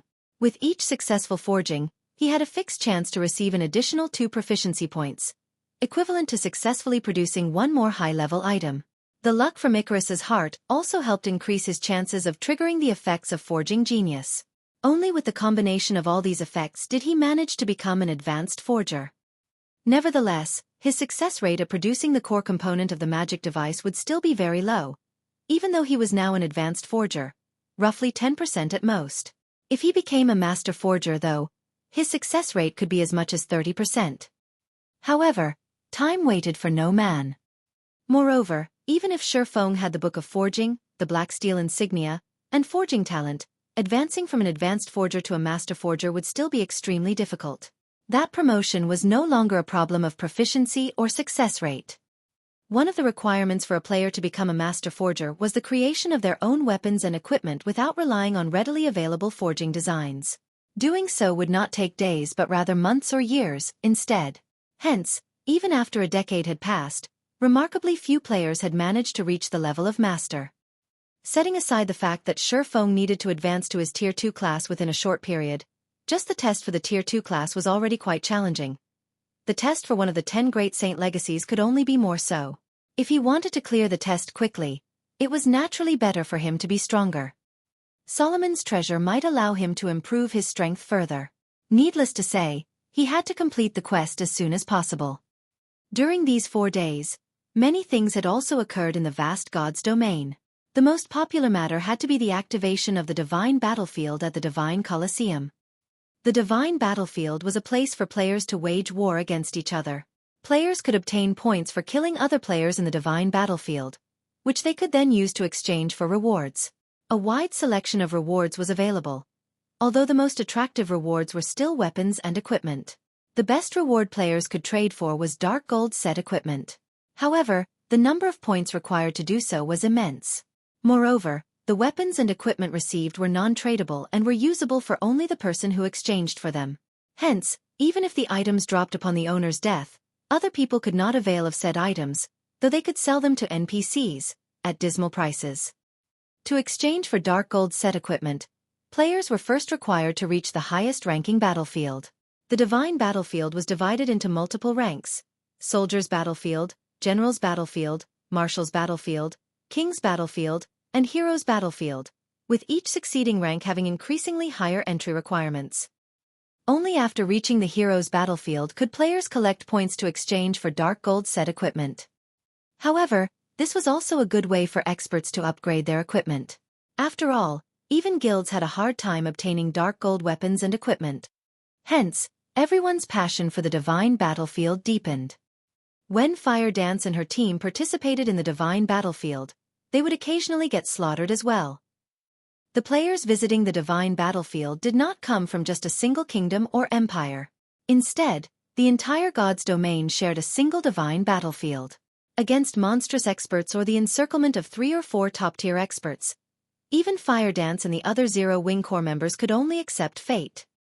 This experience also allowed her and the others to realize that, no matter how strong they had become, there was always someone stronger than they were. Even if they ranked at the top of a weak little kingdom like Star Moon Kingdom, they were still insignificant beings in the vast world of God's domain. Meanwhile, the situation at the Stoneclaw Mountains was also heating up. Many teams had already begun clearing the monsters wandering in between the outer and inner areas of the dungeon, and upgrading their equipment very quickly as a result. Zero Wing was also sending large numbers of members to the regional dungeon to grind and level up. For a time, competition within the Stoneclaw Mountains rapidly intensified, and quite often, friction and fighting would break out between players in the dungeon. With the passage of time and the continuous improvement of the system, many more experts would emerge in God's domain. Hence, Xueqi was in a hurry to improve himself further. Guild leader, here are the items you've asked for. The alchemist 9 Coasts stacked a pile of components on top of the stone platform. Respectfully, he said, these are all the components we've managed to make during these past few days. There are 70 sets here. After striving for 4 days, he and Ocean Smile had managed to manufacture only 70 sets of components. Despite receiving an endless amount of materials, their success rates were far lower than their initial estimates. They had spent a full 1,000 gold on manufacturing a mere 70 sets of components. If converted to credits, that amount of coins would be worth several million. At this point, they just wished they could crawl into a hole and die. After all, the materials required to manufacture each component cost roughly 30 silver. With over 1,000 gold, they could have produced over 3,000 individual components. Yet, the both of them combined had only managed to make 140. Their success rate did not even reach 5%. Okay, you can go back and continue making the components. Xueqi nodded. He was not surprised whatsoever by this abysmal success rate. All things considered, those were components required to manufacture a magic device. Their failure to achieve a 5% success rate was entirely within his expectations. After 9 Coasts left, Xueqi sorted his mood out and began producing the core component of the magic device. The core component required only a few materials. However, they were all rare materials. Even after the guild's combined efforts as well as purchases through Gentle Snow's connections, he had managed to collect only 100 sets of materials.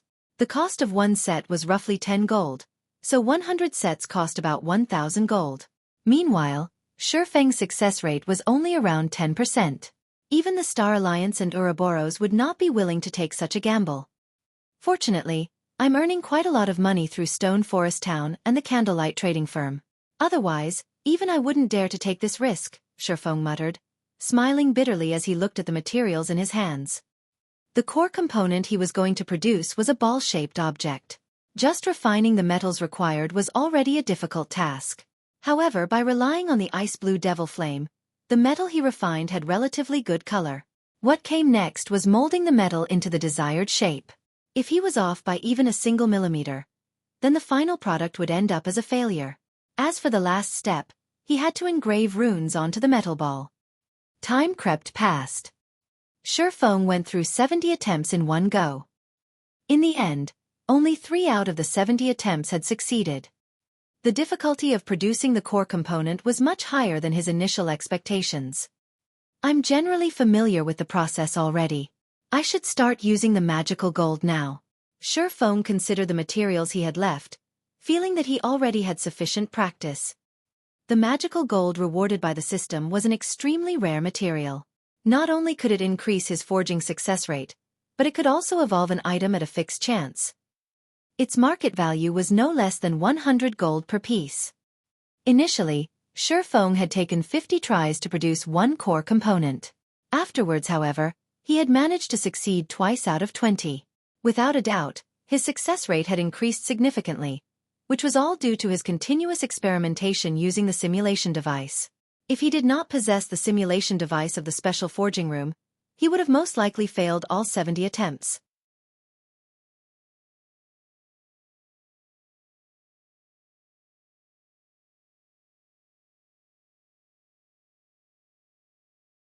Chapter 681.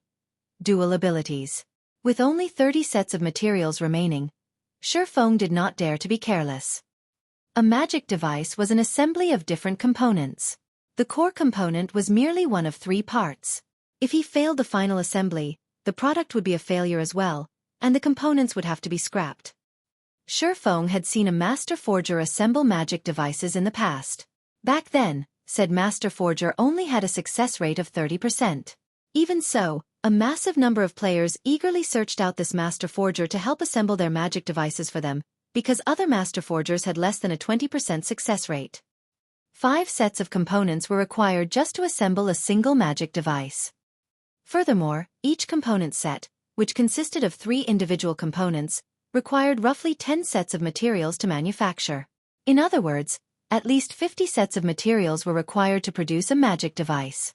If one were unlucky, they might actually require more than 100 sets. Even an expert player would have to spend a long time to gather 100 sets of raw materials. The coins involved could also put an expert player into debt. This was precisely why magic devices had been extremely rare in God's domain in the past. The players capable of obtaining one were generally either experts or wealthy tycoons. After Xueqi had gone so much trouble to obtain 100 sets of materials, he had only managed to produce 3 core components after expending 70 sets. It was not enough to assemble a magic device. At the very least, he needed to prepare 10 core components to have a higher chance of manufacturing a magic device. After all, he was only an advanced forger, not a master forger. Time crawled by. Xueqi's first attempt to produce the core component with the magical gold failed. The second attempt failed as well. After 4 consecutive failures, Xueqi had no choice but to give up on using the magical gold. Magical gold was one of the best support tools for forging dark gold and epic items. Even Xueqi felt a sting after failing 4 times in a row. On his 9th attempt, Xueqi finally succeeded. Sure enough, engraving the runes is the most difficult stage. Xueqi could tell that his previous successes had not been due to luck because he had felt as if his entire being had melted into the metal while he had focused on engraving the runes on this last core. He had felt something similar during his previous successes.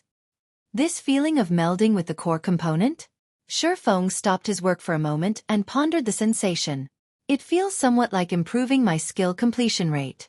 To improve my skill completion rate, I had to integrate myself with the environment. Suddenly, Xueqi retrieved a bottle of 100-berry wine from his bag and began to manufacture the core component once again. This time, he used a bar of magical gold. The 100-berry wine was a tool that could increase one's compatibility rate. Since the theory behind engraving runes was somewhat similar to improving skill completion rates, the 100-berry wine should help him reach a higher success rate with the engraving the core components runes. This time, Xueqi completed the core components refinement much faster than before. In just 5 minutes, Xueqi finished refining and molding the metals. He also completed engraving the runes in a single breath. As the core component felt like an extension of himself, Xueqi's control over the rune engraving process was quite high. System. Core component has been successfully manufactured. Forging proficiency increased by 3 points. Obtained 50,000 EXP. Sure enough, my guess was correct. Excitement bubbled in Xueqi's chest as he heard the sound of the notification. I never realized that the 100-berry wine could be used like this as well.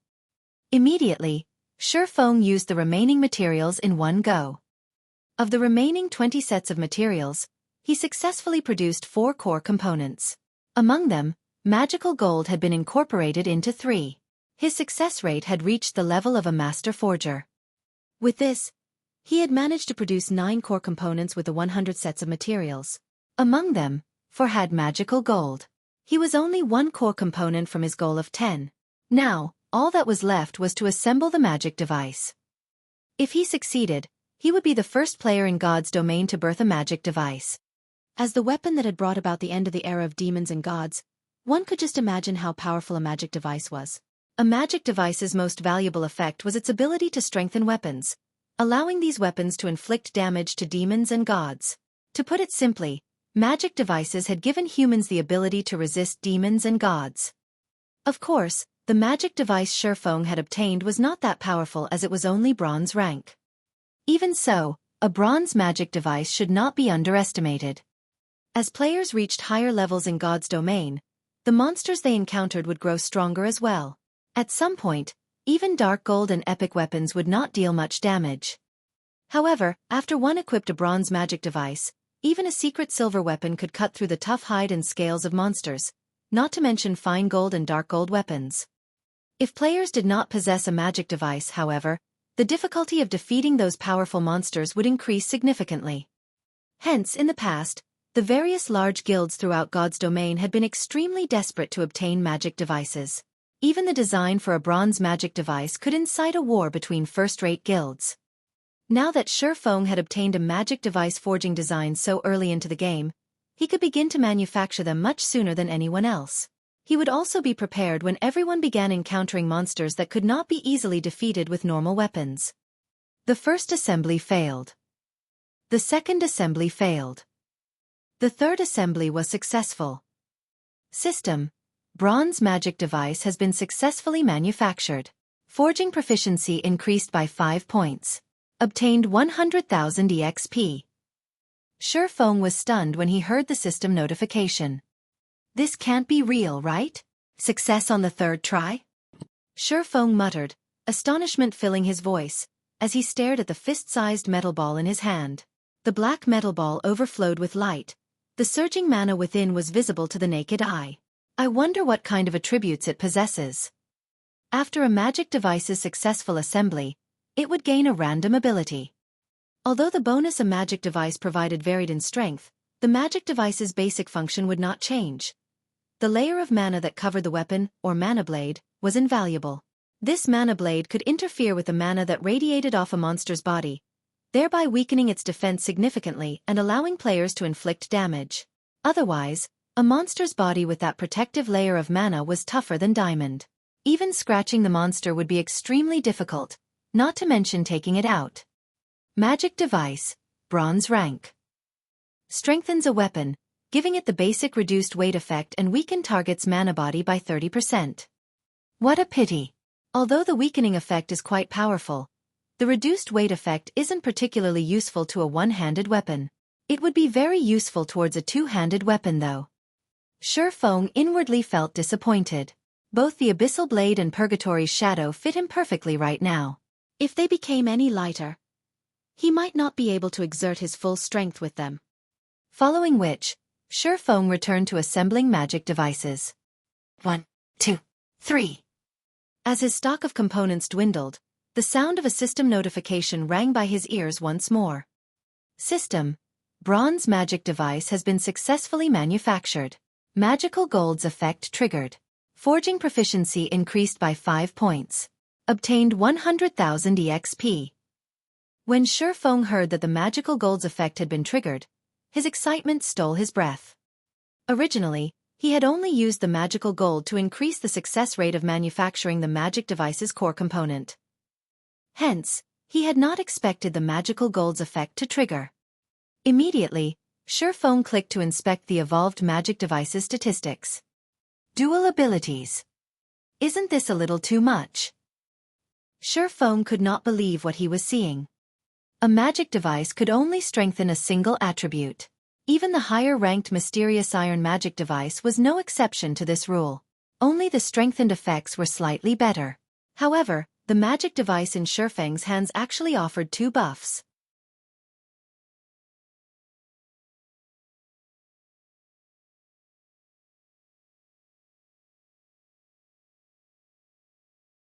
Chapter 682. Power of Magic Device. It really is a pity.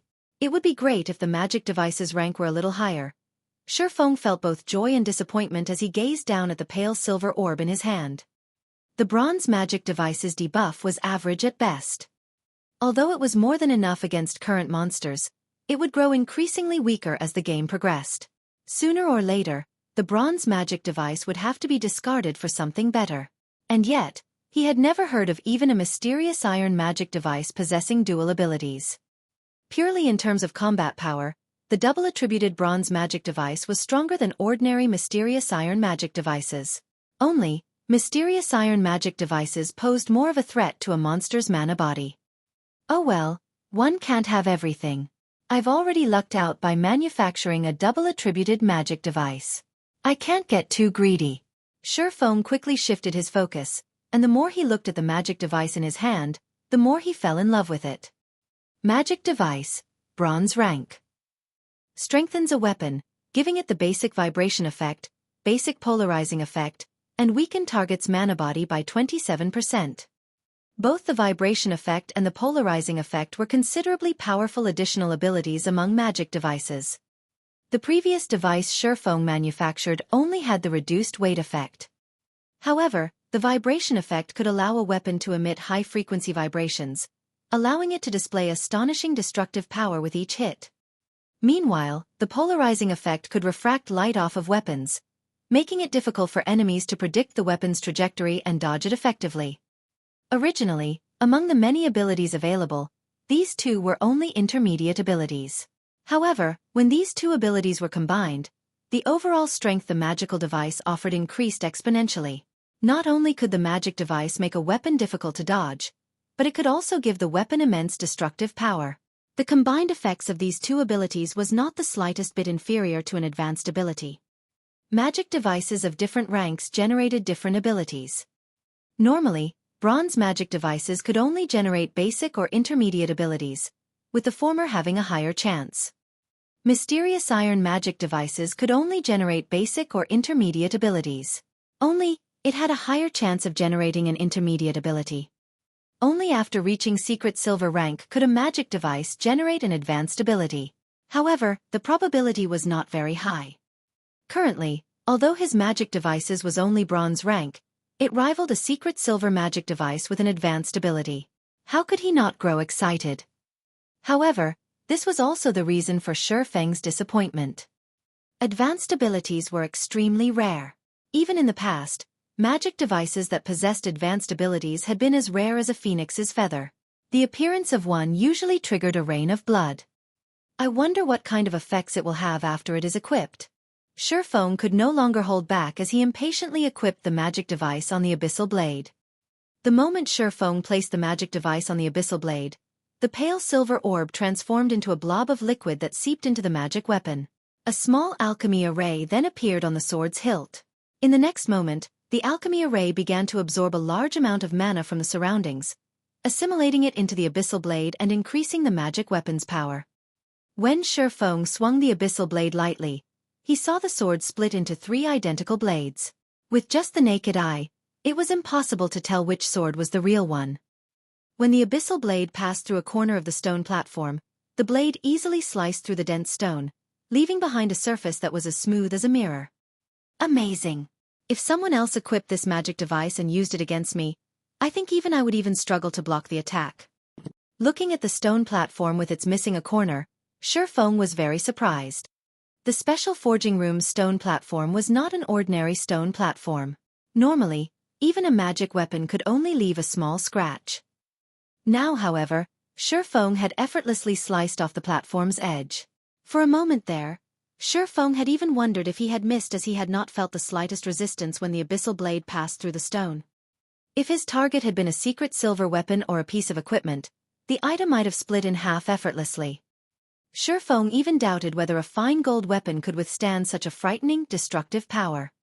Currently, expert players' mainstream weapons were only fine gold rank.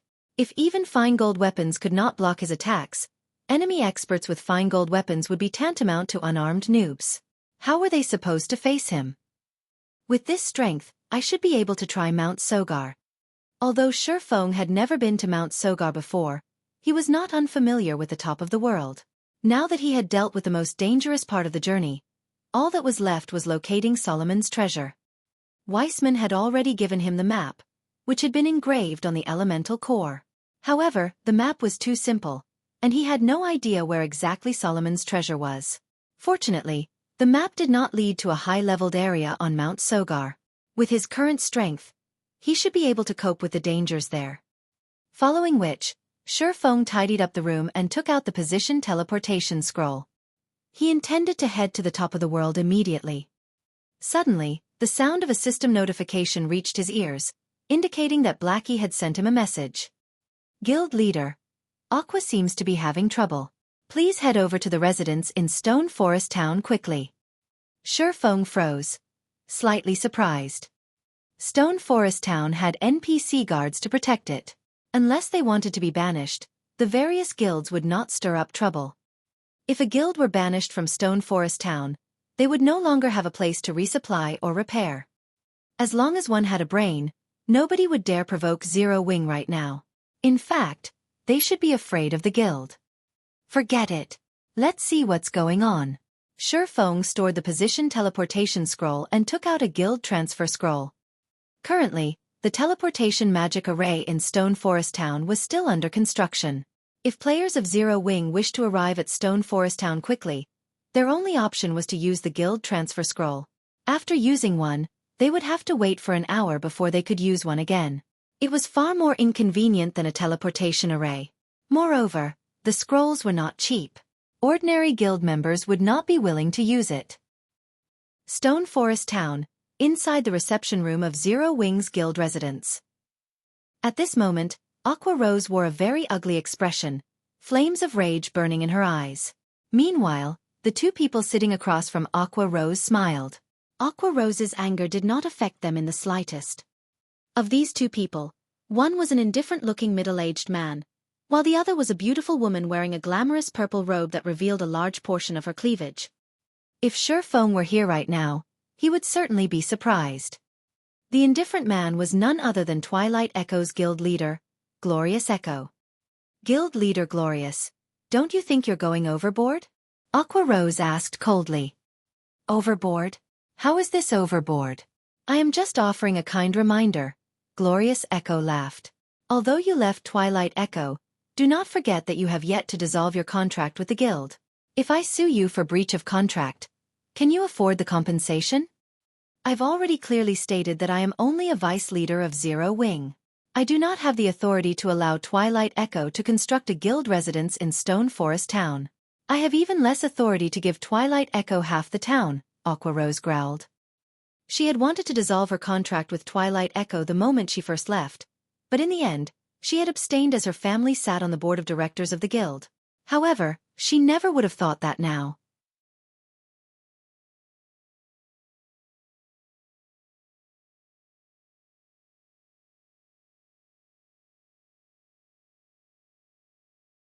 Chapter 683, Cooperation.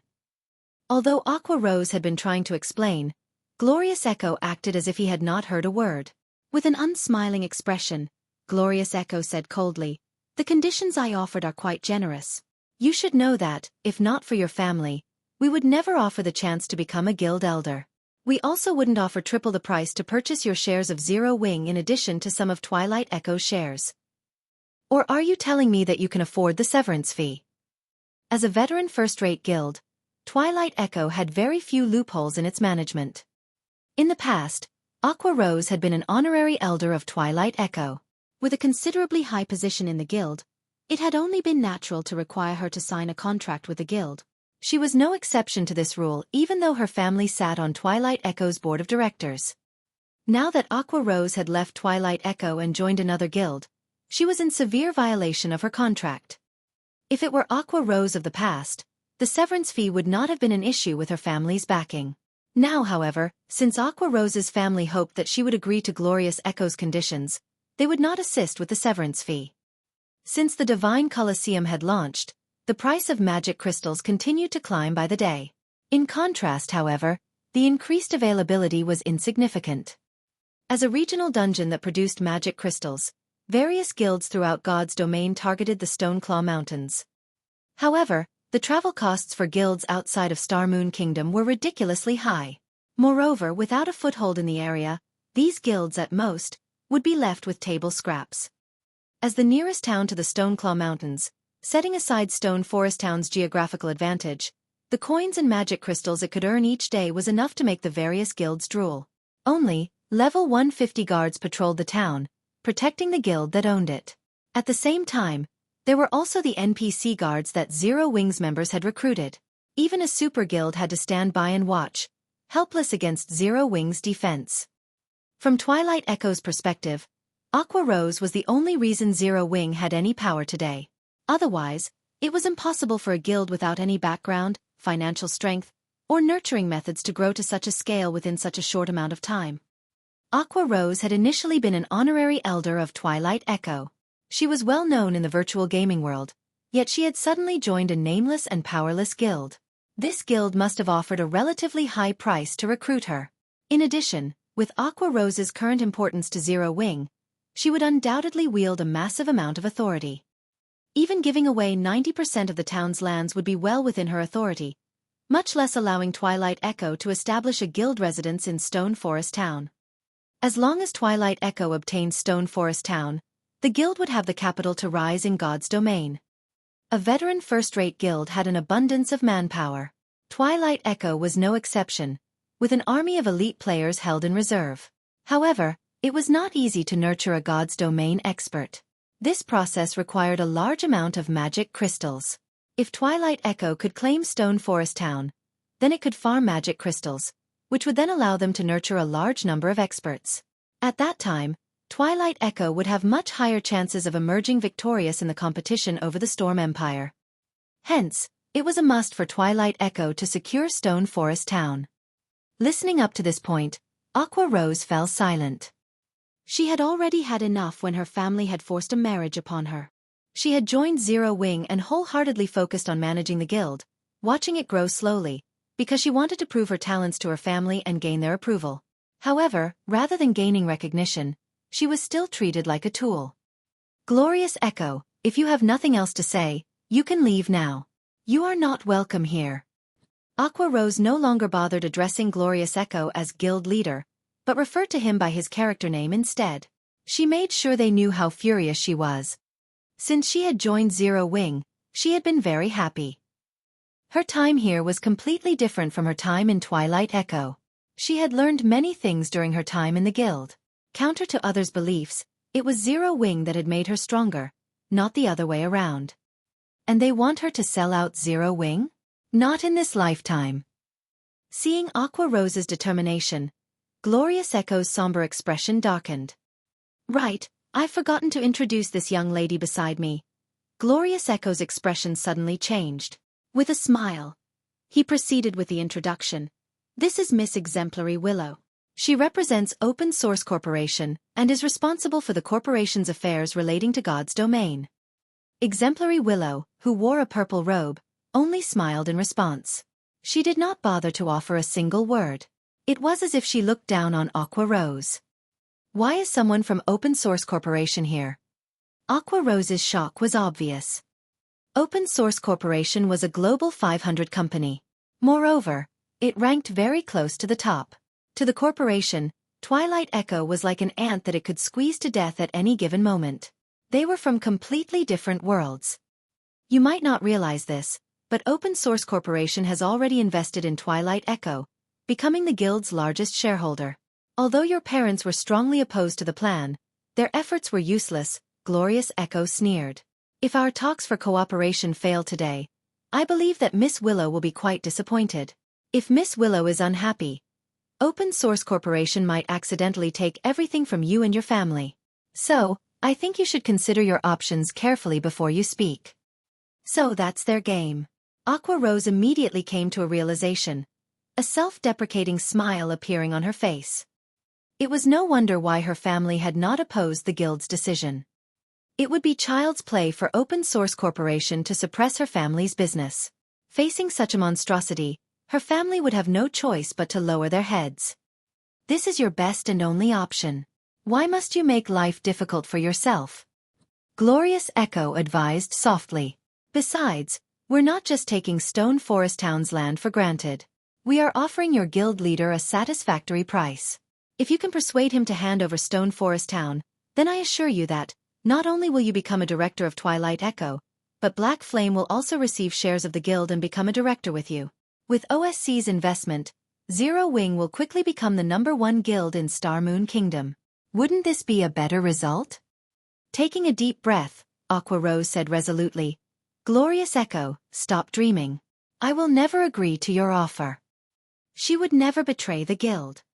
Although she felt sorry for her family, she believed that, by relying on her own abilities, even if her family's business went under, she could help her family flourish even more than before.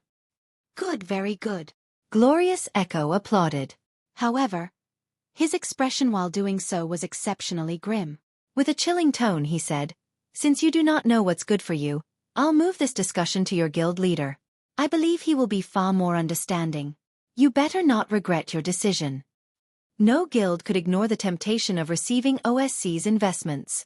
As long as Black Flame was a reasonable man, he would beg to have Open Source Corporation become the major shareholder of Zero Wing. Are you looking for me? At this moment, Xueqi pushed open the doors, smirking wickedly as he slowly entered the room.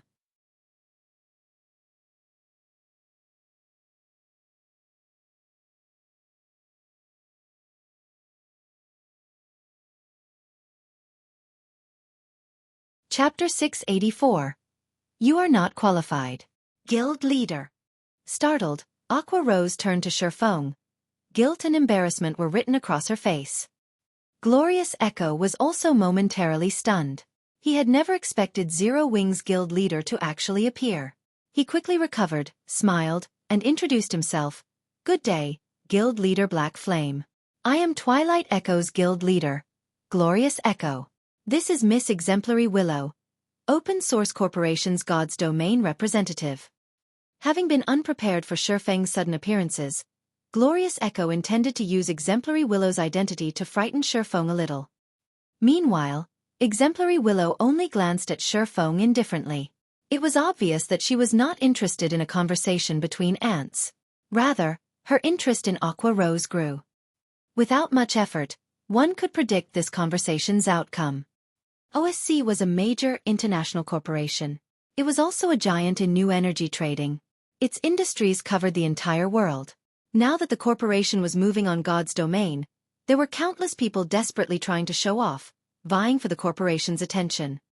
An upstart guild like Zero Wing would definitely react in the same way.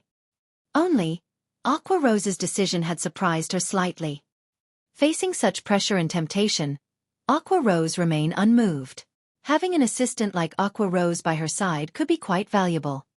Meanwhile, Xueqi was unaffected by Glorious Echo's introduction. Calmly he asked, "May I know what business guild leader Glorious has with me?" Regarding OSC's financing of Twilight Echo, Xueqi had expected this due to his memories of his previous life. He was not at all surprised by this revelation. He even knew plenty of major secrets that OSC had yet to discover. Xueqi's cool reaction unsettled Glorious Echo a little.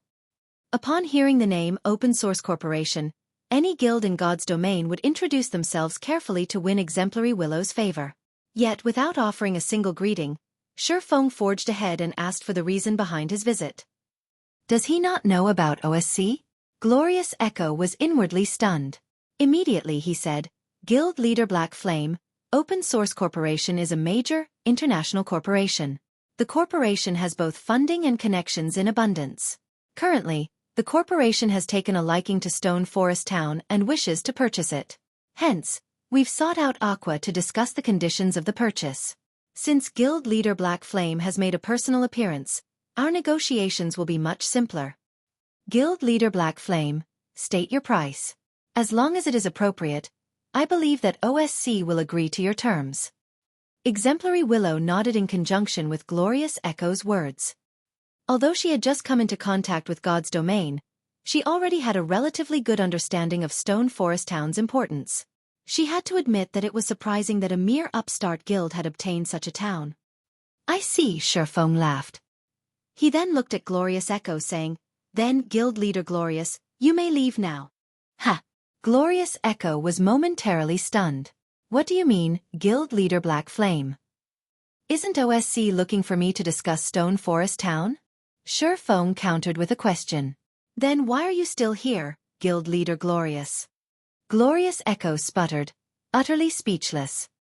From the side, Aqua Rose could not help but giggle. To her family, OSC was the largest source of pressure, not Glorious Echo. If she could settle a deal with the corporation, she could relieve that pressure on her family. Miss Willow has only recently been introduced to virtual reality games, and there are still many things she does not understand. As the leader of the guild under the corporation's management and someone who possesses a wealth of experience regarding the virtual gaming world, it is my responsibility to help Miss Willow with the negotiations, Glorious Echo explained coldly. Since that is the case, I'll just tell you my price for Stone Forest Town, Xueqi laughed. Raising his index finger he said, I'll take a little loss on this trade and settle for 10% of Open Source Corporation shares. As Xueqi's words fell, The room became utterly silent. Aqua Rose's little mouth hung open as she stared at Xueqi. His demand had gone beyond greedy. This was outright insane. Meanwhile, Glorious Echo as well had thought he had misheard for a moment. As for Exemplary Willow, she snapped her frosty gaze towards Xueqi. Guild leader Black Flame, your joke is not funny at all, Glorious Echo said in a somber tone. Even 1% of open source corporation shares could purchase multiple Zero Wings, much less 10%. Why do you say that, Guild leader Glorious? Pointing at Stone Forest Town through the window, Xueqi said earnestly. Stone Forest Town is the nearest town to the Stoneclaw Mountains. Meanwhile, the Stoneclaw Mountains is a dungeon rich with magic crystals. I don't believe I need to inform you of this item's importance. Since you wish to purchase Stone Forest Town, this would be equivalent to cutting off Zero Wings' path of development. I only want a few open source corporation shares, so how is that excessive? Since Guild Leader Glorious doesn't qualify to make this decision, please look for someone who does to speak with me. You should know that I am a very busy man. If I make an appointment with every random nobody to discuss business, I won't even have any time to rest. Insulted, Glorious Echo's vision went red as he even considered Xueqi's murder. Xueqi had actually dared to humiliate him publicly, calling him a random nobody. Even super guilds were not so bold. Meanwhile, Aqua Rose could not hold back her laughter.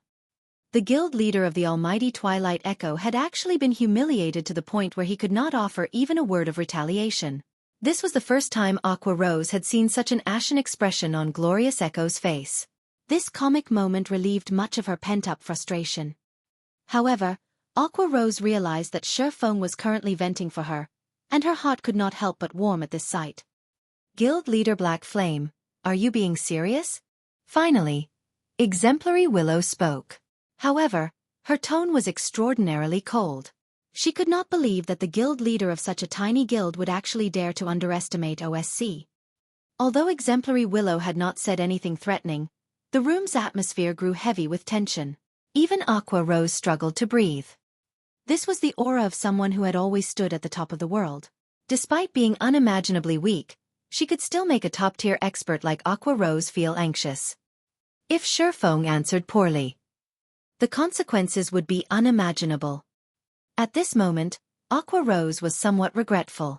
She should have stopped Xueqi. At the very least, she could have prevented this.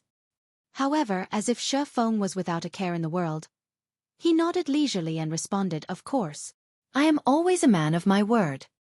Although Xueqi was not loud, everyone in the room could hear him clearly. Insane. This person was insane. Glorious Echo's previous anger vanished, replaced by shock. With astonished eyes, he stared at Xueqi. Xueqi had just intentionally provoked an international corporation just to help Aqua Rose get revenge. Just how ignorant must one be to carry out such an action? Very well. I will convey your price to my superior, Exemplary Willow said indifferently. She then turned to Glorious Echo, commanding, let's go.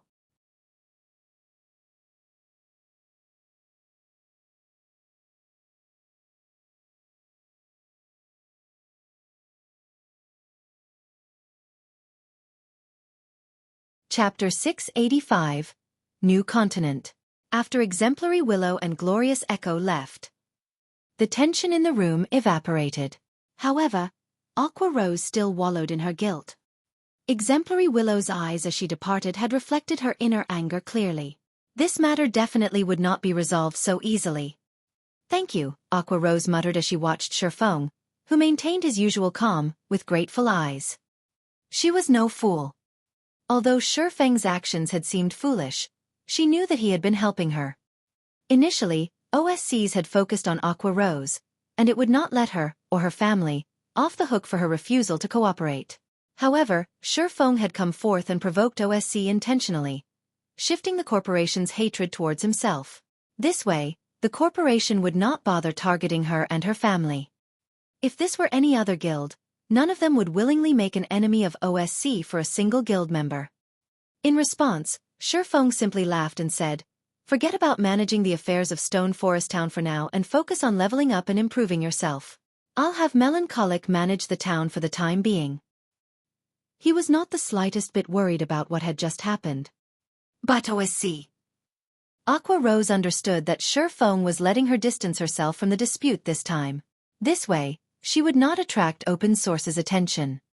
However, she was the main instigator of this issue. She couldn't just watch the situation play out from a safe distance. Don't worry about it. Stone Forest Town is simply too valuable. Even without Twilight Echo and Open Source, there will be other guilds and corporations wanting a piece of the pie. Xueqi could see Aqua Rose's guild. However, things were not as simple as she thought. In Star Moon Kingdom, there has yet to be a single power capable of taking Stone Forest City from us. What do we have to fear? The intense competition in God's Domain far surpassed every virtual reality game before it. Although Xueqi did not know the reason for God's Domain's popularity, as someone who had experienced it before, he was fully aware of the dangers that came with taking over Stone Forest Town. And sooner or later, these dangers would erupt. Hence, rather than sitting still and waiting for their deaths, they might as well take the initiative to land the first blow. Even so, he had not expected to start a war with the Open Source Corporation. Fortunately, Open Source's economic influence would have little effect on him. If the corporation wished to deal with him, they had to do so through God's Domain. However, God's Domain was his home ground. It would not be so easy for Open Source obtain victory. Both the guild and I need to grow stronger as quickly as possible. Xueqi's hunger for obtaining Solomon's treasure increased. If Solomon's treasure was related to Solomon's sword, he might actually be able to get his hands on the legendary weapon. With his current strength, his effect in a massive war between guilds was limited. Against an alliance of multiple guilds, he was insignificant. However, if he had Solomon's sword, he could attempt to replicate Mage God Gaia's achievement of hunting and butchering the various large guilds. Following which, Xueqi passed on Stone Forest Town's management to Melancholic Smile and Blackie, while Aqua Rose led the Dark Gods Legion to grind in the Stone Claw Mountains. Meanwhile, Xueqi retrieved a few magic scrolls and life-saving items from the guild warehouse. He then traveled to the top of the world to complete his quest. In reality, the top of the world was a new continent with a very high altitude. The map engraved on the elemental core showed that Solomon's treasure was hidden on Mount Sogar, one of this new continent's regions. Fortunately, Mount Sogar was not a very high-level region. It was only a level 40 to level 60 map. Although Xueqi was only level 32, with the top-tier equipment he had, it was not impossible to explore the place. In the snow-covered forest around Mount Sogar, space suddenly ruptured. In the next moment, a pitch-black figure jumped out of the spatial crack. Is this the top of the world? Xueqi took a deep breath as he observed his surroundings. The air was extremely thin here. Moreover, the gravitational pull was intense. The gravity here was at least 3G. The temperature was also below 20 degrees Celsius. The environment was harsh. After God's Domain underwent its third evolution, the gravitational system was only one part of the system upgrade. Air density and temperature would also affect a player's combat power. The effect of temperature on players was not significant as players only needed to acquire some resistance to counteract the effects. As long as one had 20 points of ice resistance, they would not find the low temperature uncomfortable. If one could not withstand the cold, they also had the option of wearing some warm clothing. The thin air, however, would impact a player's combat power significantly. In a low-oxygen environment, the more players fought, the more rapidly they would burn through their stamina. Players without stamina had no combat capabilities at all. In other words, players would not be able to fight for a long time in a low-oxygen environment. It was highly possible that they would lose the ability to fight in the middle of a battle. Growl! The powerful sound waves immediately attracted the attention of the nearby wild beasts. A moment later, these wild beasts answered with their own deafening roars. Snow Lion, Wild Beast, Elite Rank. Level 42. HP 180, 000/180, 000. At this moment, a total of 5 white-furred snow lions appeared around Xueqi, surrounding him, their amber eyes radiating a fierce bloodlust. These monsters sure are powerful.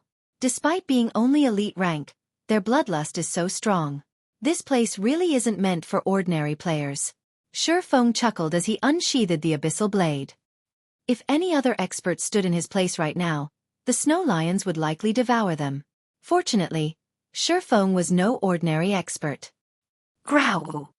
At the sound of a low roar, a snow lion dashed forward and bit down at Xueqi. Almost as if they had planned their attack, the other 4 lions took the opportunity to circle to Xueqi's back. Scram! Xueqi struck at the snow lion's head, the abyssal blade colliding with one of the monster's fangs. Dang! So tough! Xueqi felt his hand go numb when the abyssal blade stuck the snow lion's fang. However, the snow lion that attacked Xueqi had not fared any better than Xueqi as the impact sent it flying. Its ivory fang also sported a deep gash. The abyssal blade had nearly chopped off the snow lion's fang. However, the snow lion only suffered -424 damage from the attack. To its 180,000 HP, that damage was practically negligible. Xueqi then spun and sent a slash to his back, the black streak of light slashing at the 4 oncoming snow lions. The snow lions' hides were far more tender than their fangs. Very easily, the abyssal blade sliced through the lions' hides, leaving behind a bone-deep gash. However, the attack only dealt slightly more than -1,200 damage to each of the 4 lions. Why is their defense so high? Xueqi was surprised. Previously, seeing as his attack had landed on the snow lion's fang, he thought the low damage was reasonable. However, even after his blade bit into the monster's flesh, he had only managed to deal over -1,200 damage. These snow lions' defense was stronger than even a great lord. Do all monsters here have such high defense? Xueqi muttered, feeling a slight headache begin to brew. These snow lions were only elite monsters. If he encountered a chieftain or lord, how was he supposed to defeat them? He had already equipped the abyssal blade with a magic device. Without the device, his damage would most likely be much lower. After Xueqi managed to repel 4 snow lions with a single attack, the lions began to roar. Growl! The sound of their deafening roars was powerful enough to echo over 1,000 meters. What are they trying to do? Are they trying to scare me? Xueqi could not help but smirk at the roaring snow lions. None of them showed any signs of attacking at this moment. However, just as Xueqi intended to finish these monsters off, he detected movement in the surrounding forest. The ground began to tremble, and soon, he noticed the towering trees fall, one after another. Suddenly, a massive snow lion that stood over 5 meters tall emerged from the forest, a long, sharp horn protruding from his forehead. HP 4-000/4-000-000.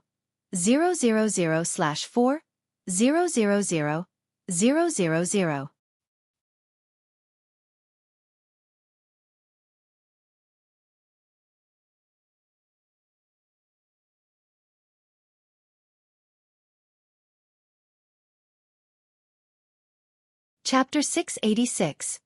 Tattered Old Treasure Chest. They summoned a companion? Xueqi frowned as he saw the Lord-ranked one-horn lion king. Monsters at the top of the world were already much stronger than monsters one normally found in Star Moon Kingdom. In addition to the environmental effects, dealing with these monsters would be quite challenging.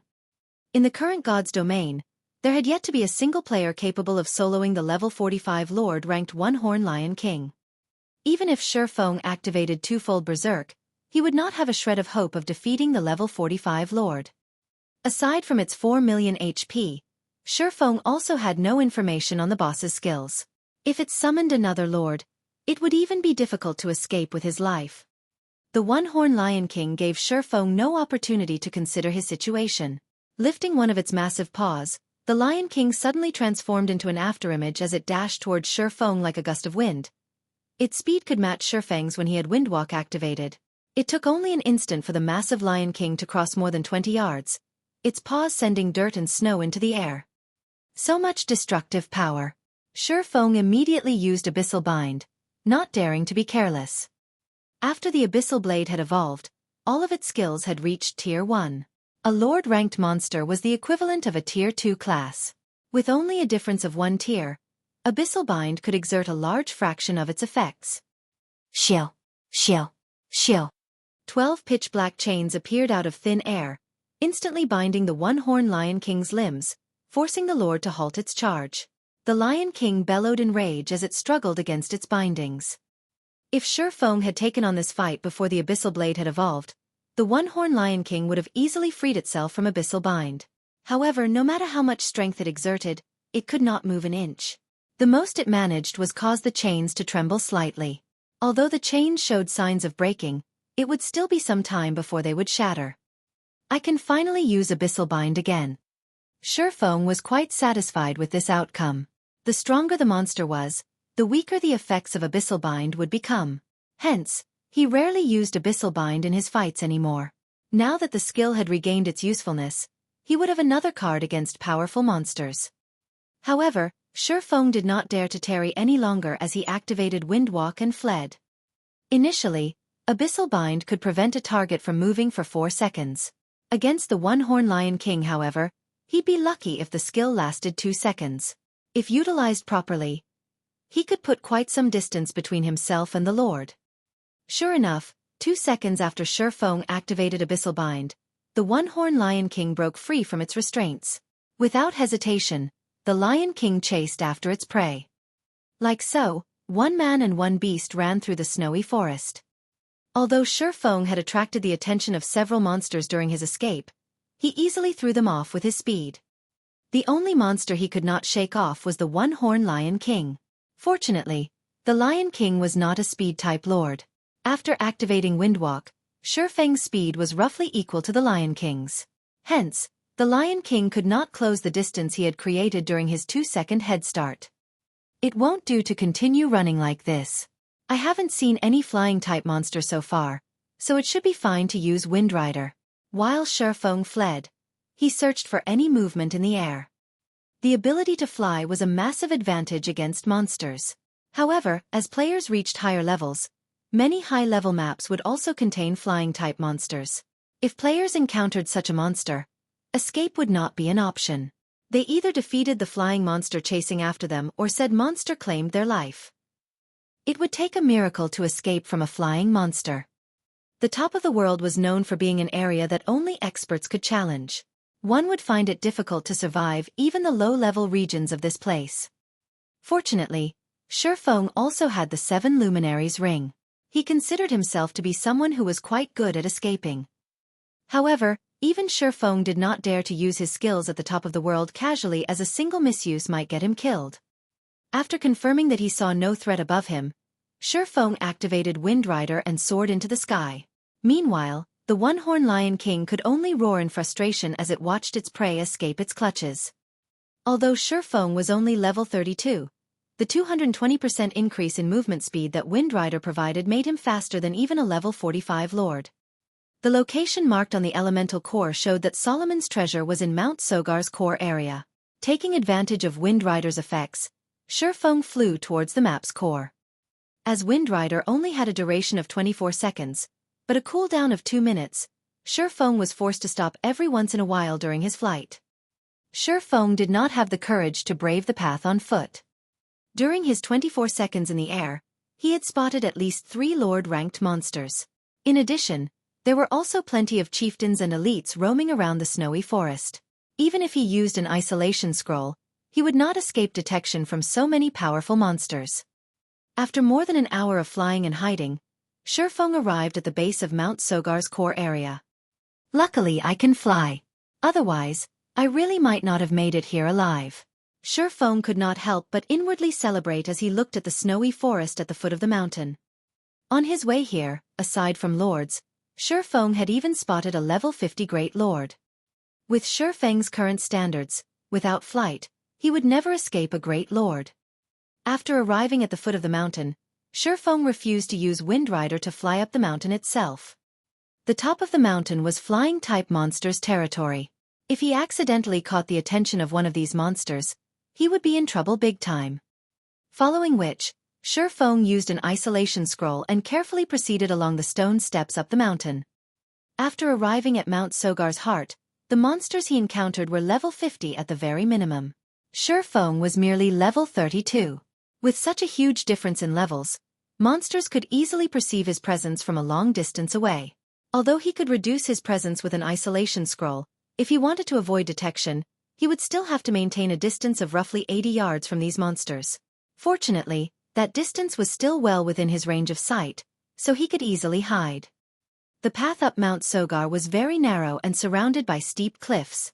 Not only was it very difficult to hike up the mountain, but there were also groups of stone apes patrolling the path. Unfortunately, there was only a single path up the mountain. Level 50. HP 300, 000/300, 000. By itself, the stone ape was no threat to Xueqi. In fact, he could easily handle 3 or 4 of these elite stone apes simultaneously. However, when a stone ape guard accompanied the group, the situation was largely different. Level 50. HP 2 800, 000/2 800, 000. On his way up the mountain, in order to avoid the patrolling stone apes, Xueqi hurriedly hid inside a small cave on the steep hillside. Oh! A secret silver treasure chest. A light shone in Xueqi's eyes. The small cave was only the size of a room. Meanwhile, a tattered treasure chest sat in the deepest part of the cave, giving off a faint silver glow from on top of a thorn and moss-covered stone platform. In God's domain, even common treasure chests were a rare sight, not to mention secret silver-ranked ones. The loot one could obtain from a secret silver treasure chest was much better than even the loot from a lord-ranked boss. He was truly lucky to stumble upon one by accident shortly after arriving at Mount Sogar. However, as a precautionary measure, Xueqi activated omniscient eyes to search for traps inside the cave.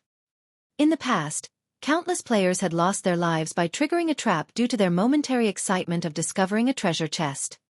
Under the probing of omniscient eyes, Xueqi noticed a magical fluctuation from beside the stone platform. Taking a closer look, he discovered a magic array carved into the cave wall. Only, the thorns and moss covering the wall had obscured the magic array. Fortunately, under the perception of omniscient eyes, these simple obstructions were no different than transparent glass. Sure enough, there's a magical trap. Xueqi laughed as he activated Phantom Kill. He then had his doppelganger stand at the cave's entrance while he ran towards the treasure chest.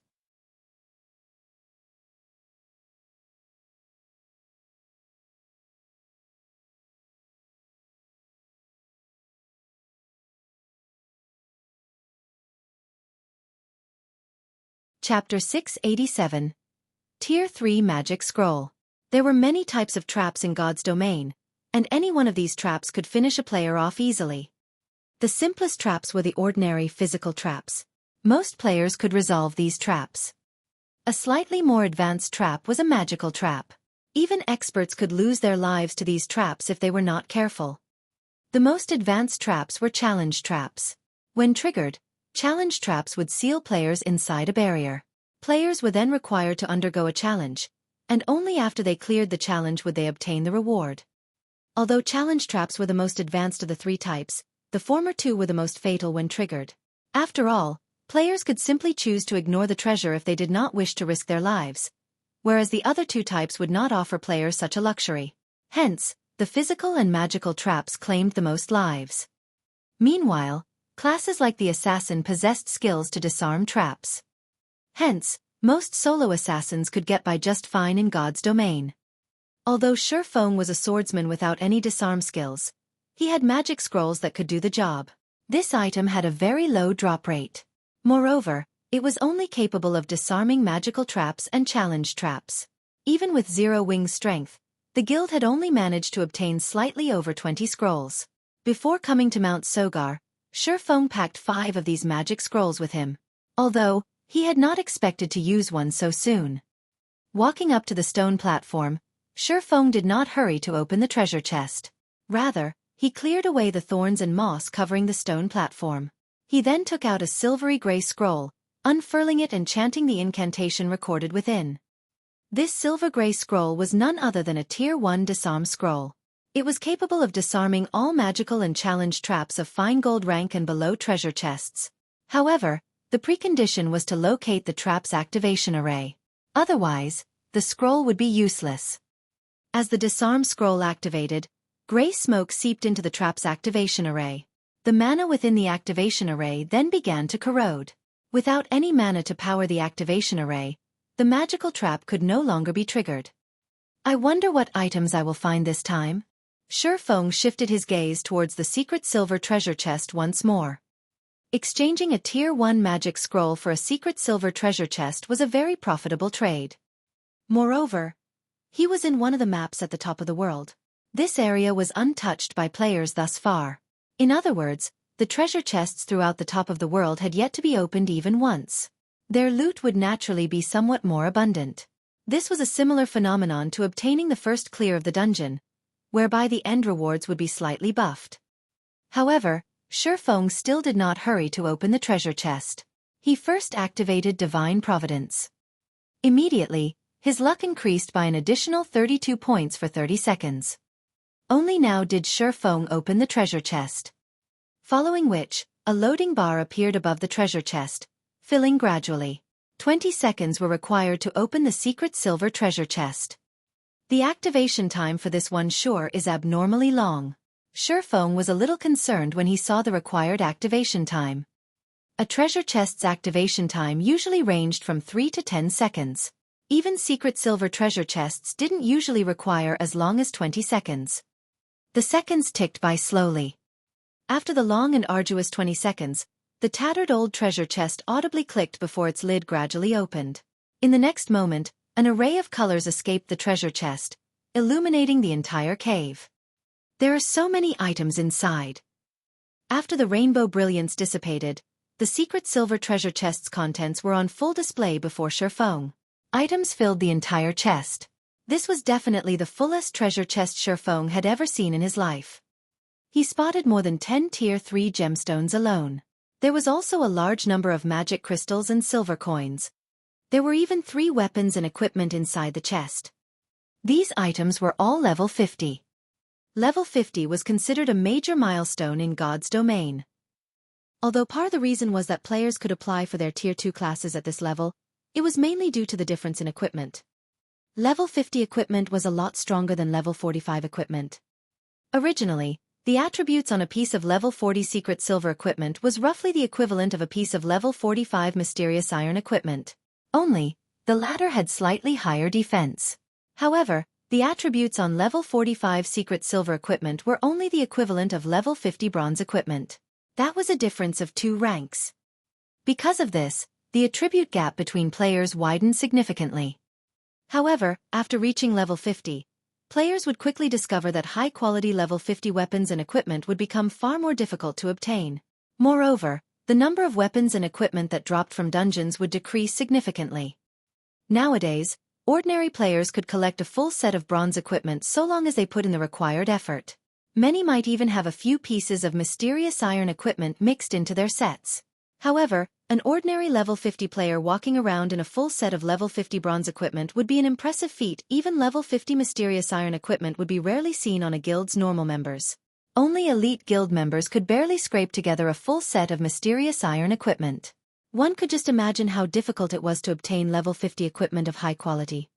Currently, of the 3 pieces of level 50 equipment inside the treasure chest, 2 were secret silver rank, and 1 was fine gold rank.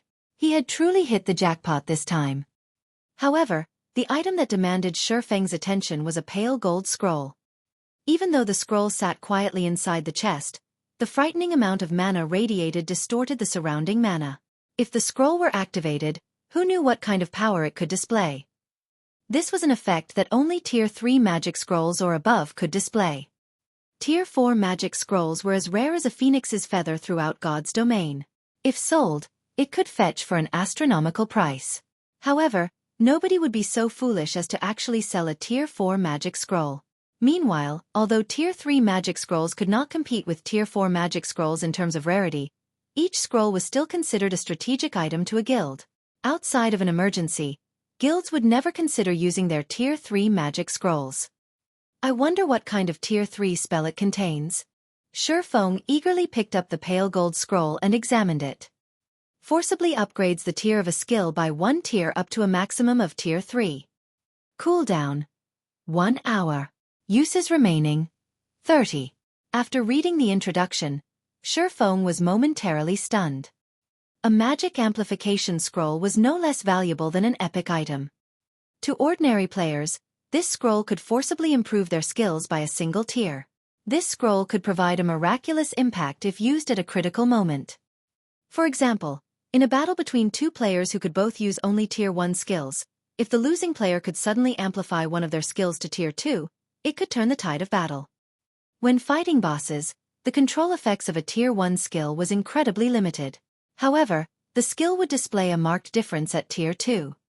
And yet, this was still not the magic amplification scroll's greatest function. Its true purpose lay in summoning. It was particularly useful to the summoner class. A Tier 1 summoner could, at most, summon a Tier 1 monster to fight for them. After using magic amplification on their skills, however, they could summon Tier 2 monsters. As for Tier 2 summoners, they could summon Tier 3 monsters. A Tier 3 monster was the equivalent of the Great Lord rank. Whether it was out in the fields, a dungeon, or a PvP battle, having a Great Lord ranked monster by one's side would provide massive advantages. One such monster could easily decimate an army of 10,000 players. Although I'm not a summoner, I have the Bible of Darkness. I wonder if the magic amplification scroll will have any effect on it?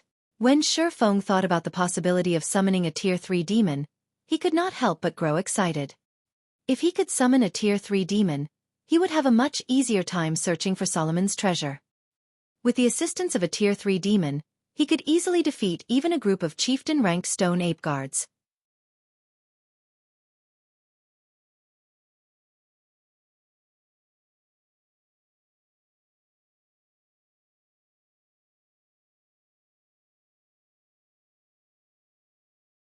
Chapter 688. Tier 3 Overlord. Setting aside the Tier 3 magic scroll, Xueqi stored the remaining items from the treasure chest in his bag. He then carefully took out the Bible of Darkness. You must succeed. Xueqi was not absolutely confident in being able to summon a Tier 3 demon. After all, the Bible of Darkness was a fragmented legendary item. It was not an easy task to upgrade the skill of a fragmented legendary item. Even with a Tier 3 magic scroll, the likelihood of success was low. Unfurling the magic amplification scroll, Xueqi began to chant its incantation. Suddenly, the mana in the cave went berserk.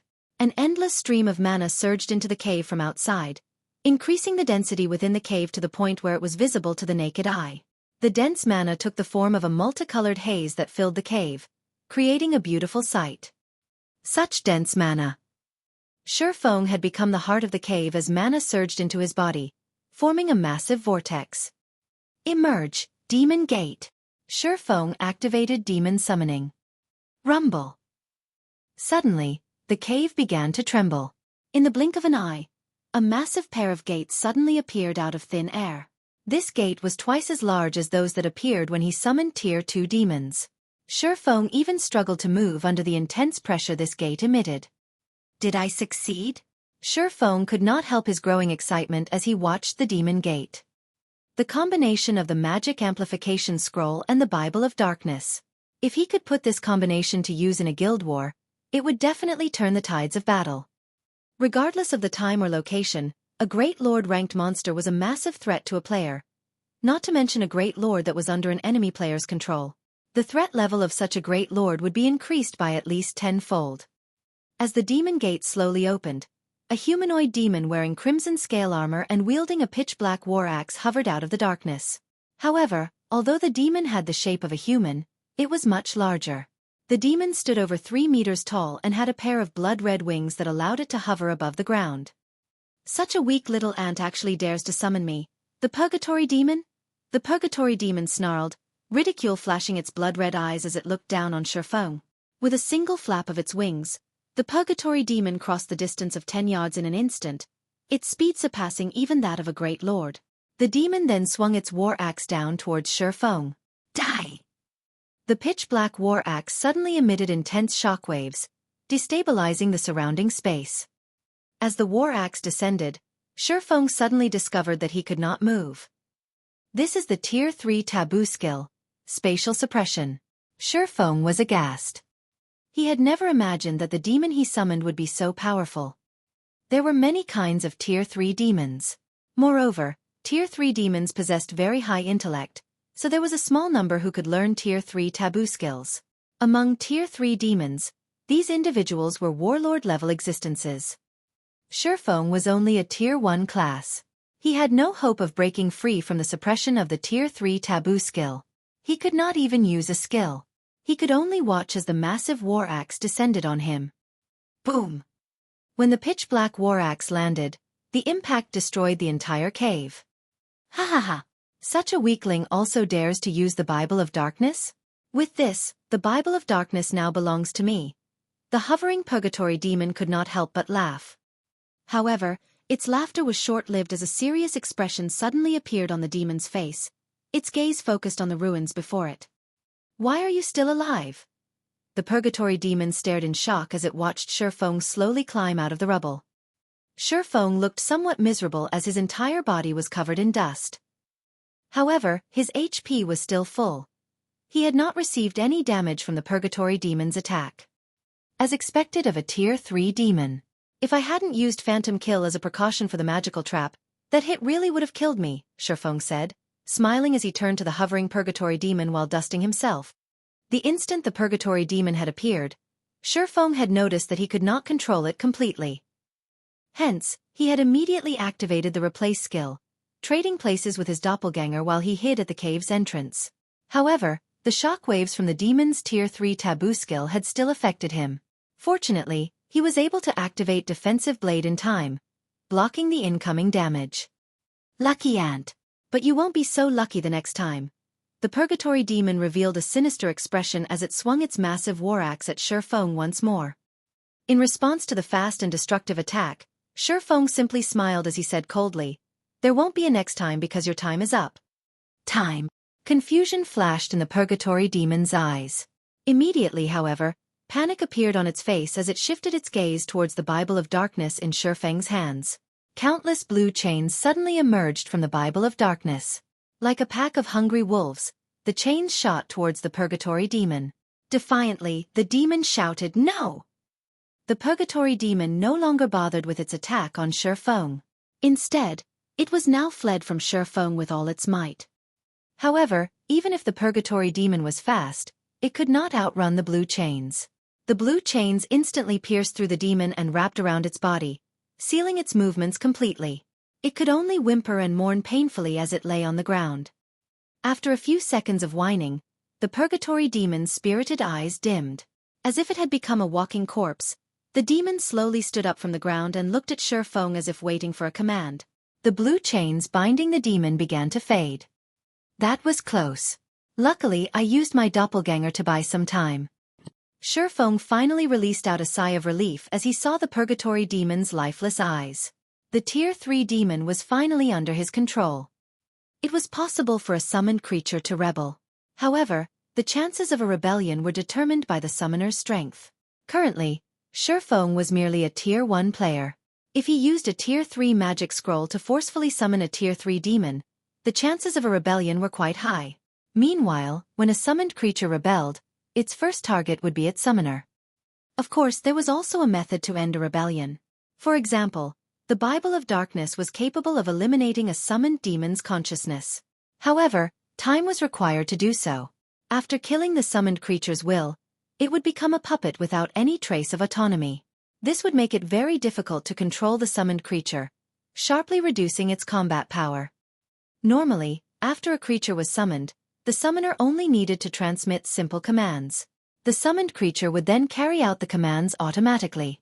However, after becoming a puppet, the summoner would have to split a portion of their consciousness to direct the summoned creature's every movement. This would, in turn, impact the summoner's own combat power. Most importantly, after a summoned creature lost its consciousness, players would face great difficulties when using the monster's skills. When a monster was self-aware, it could achieve 100% of its skills' effects. For players who had never used any of the summoned creature's skills before, in addition to splitting their focus on controlling the monster, it would be a miracle if they exerted 50% of the summoned creature's skills' effects. However, Xueqi couldn't care less right now. Compared to a turncoat Tier 3 demon, a puppet Tier 3 demon was far more useful.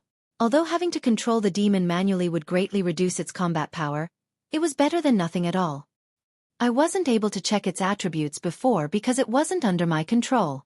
I wonder just what kind of attributes the Tier 3 purgatory demon possesses? Xueqi was very curious about the Tier 3 demon's attributes. The fact that it could use a Tier 3 taboo skill showed that it was much stronger than ordinary Tier 3 demons.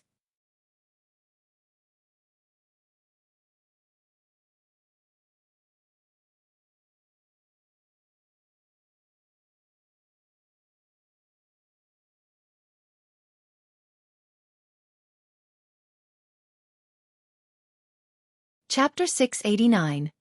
Astonishing Leveling Speed. So many skills. Upon opening the Purgatory Demon's attribute panel, Xueqi discovered a list of tens of skills. Among them, there were 3 Tier 3 skills, one being the Tier 3 taboo skill. The remaining skills were all Tier 2. The Purgatory Demon had more skills than an ordinary player. Moreover, the majority of its skills were AoE skills. The demon could play a huge role in a group battle. In addition, the Purgatory Demon's HP and level were similarly shocking. Purgatory Demon. Demon. Level 51. HP 13, 000, 000/13, 000, 000. Among level 50 Great Lords, its HP might not be considerable, but compared to other Tier 3 demons with high intellect and a large number of skills, the Purgatory Demon's HP was very high. Moreover, an ordinary Tier 3 demon's combat power was generally higher than a Great Lord of the same level. If it came down to a battle, the Tier 3 demon would emerge victorious. Its strength attribute is outrageous. It's several times higher than my strength. It should rival a Grand Lord of the same level. The more Xueqi examined the Purgatory Demon's attributes, the more shocked he became. Currently, he was fully equipped with Tier 3 strength-attributed gemstones. He even wore the fragmented legendary ranked Heavenly Dragon's Breath. His strength was no weaker than a chieftain of the same level, yet even if he activated twofold Berserk, his strength would not reach even half of the Purgatory Demon's. With such a powerful summon, his exploration of Mount Sogar's core area would be much easier. At the very least, he would not have to run and hide from monsters constantly. Following which, Xueqi began controlling the Purgatory Demon to venture deeper into the heart of Mount Sogar. There were many groups of stone apes patrolling the trail up Mount Sogar. Not only did each patrol team have over 100 elite stone apes, but the teams were also led by one Lord-ranked stone ape guard. Shortly after exiting the cave, a stone ape guard discovered both Xueqi and the Purgatory Demon. The Lord released a roar and immediately, over 100 level 50 elite stone apes charged at the two intruders. "You guys can serve as a test, then." Xueqi smiled calmly as he focused the majority of his consciousness into the Purgatory Demon while he hid as far away as possible.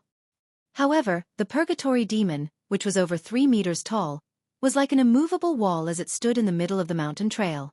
With its war axe held ready, the demon managed to block the entire trail by itself. When the stone apes arrived before the Purgatory Demon, the latter swept its massive two-handed war axe horizontally across the enemy group.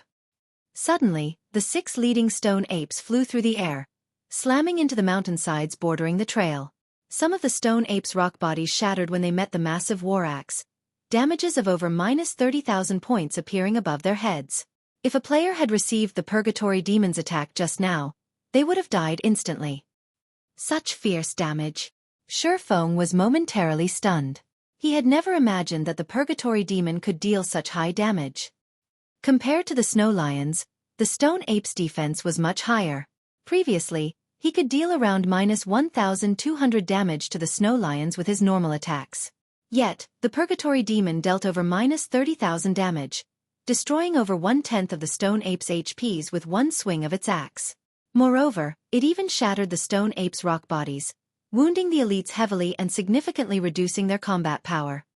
In the face of the Purgatory Demon's strength, the Stone Apes were no more than toys. They could not approach Xueqi, who hid behind the Purgatory Demon, at all. However, Xueqi was also struggling to control the Tier 3 demon. Xueqi was already not used moving in the demon's massive body. Attacking only increased the complexity of his task. He could not exert his desired effects at all. At the moment, he was exerting less than 1/3 of the Purgatory Demon's actual strength. Suddenly, the Stone Ape guard standing behind the group of Stone Apes jumped into the air and thrust its spear towards the Purgatory Demon. As if it were a venomous snake, the spear left behind 3 afterimages that struck the Tier 3 demon. With the Purgatory Demon's usual standards, It could have dodged the Lord's spear attack effortlessly.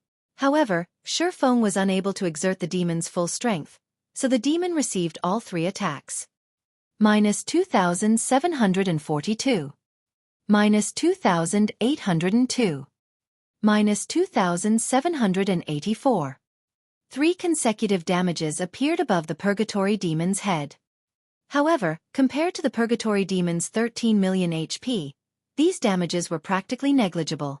The demon's battle recovery alone regenerated 130,000 HP every 5 seconds.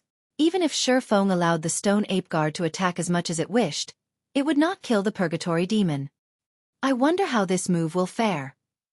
Xueqi did not want to waste any more time with these stone apes. He controlled the Purgatory Demon and activated the Tier 3 skill, Garuda's Flames. Garuda's Flames dealt flame damage within a cone to all enemies within 50 yards. At the same time, targets struck would be forced into a fainted state for 5 seconds.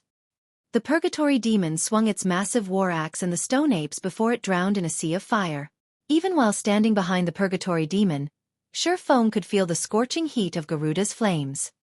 Against such a wide-range attack, neither the Stone Ape Guard nor the elite stone apes could avoid it. The Purgatory Demon's attack swallowed every one of the stone apes. Suddenly, the 100+ stone apes lost their lives. Only the Lord-ranked Stone Ape Guard still lived. However, the Lord's body glowed bright red with heat, and of its original 2,800,000 HP, only around 2,100,000 remained. Garuda's Flames dealt nearly 700,000 damage to a level 50 Lord. Meanwhile, Xueqi had exerted less than 50% of the skill's effect. If the Purgatory Demon were still self-aware, Garuda's Flames would probably have devoured over half of the Stone Ape Guard's HP.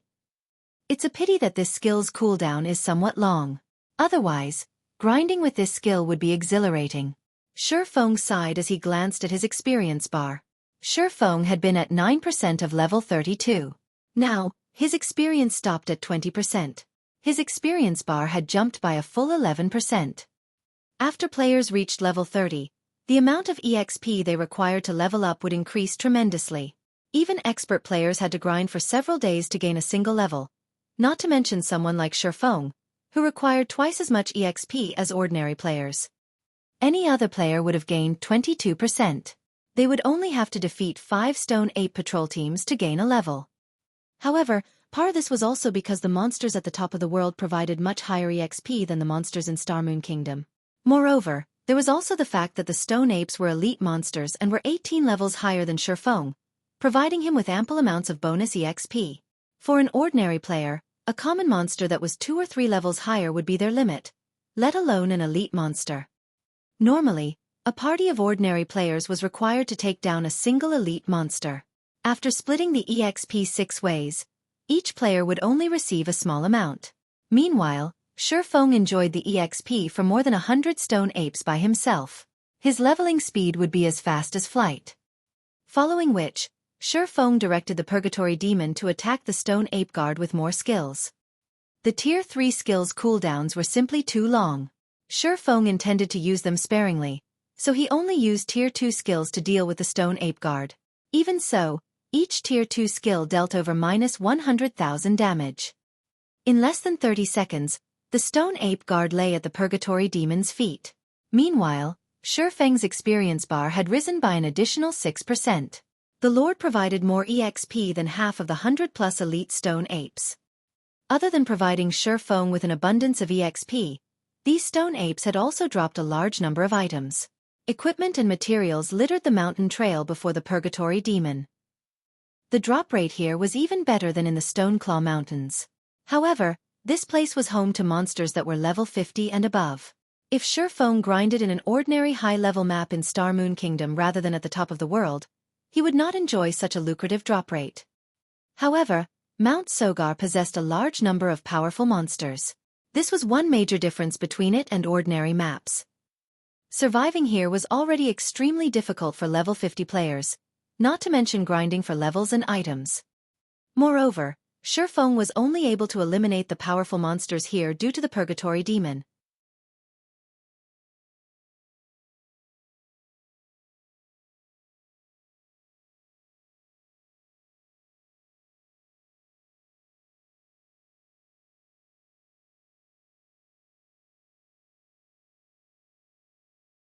Chapter 690.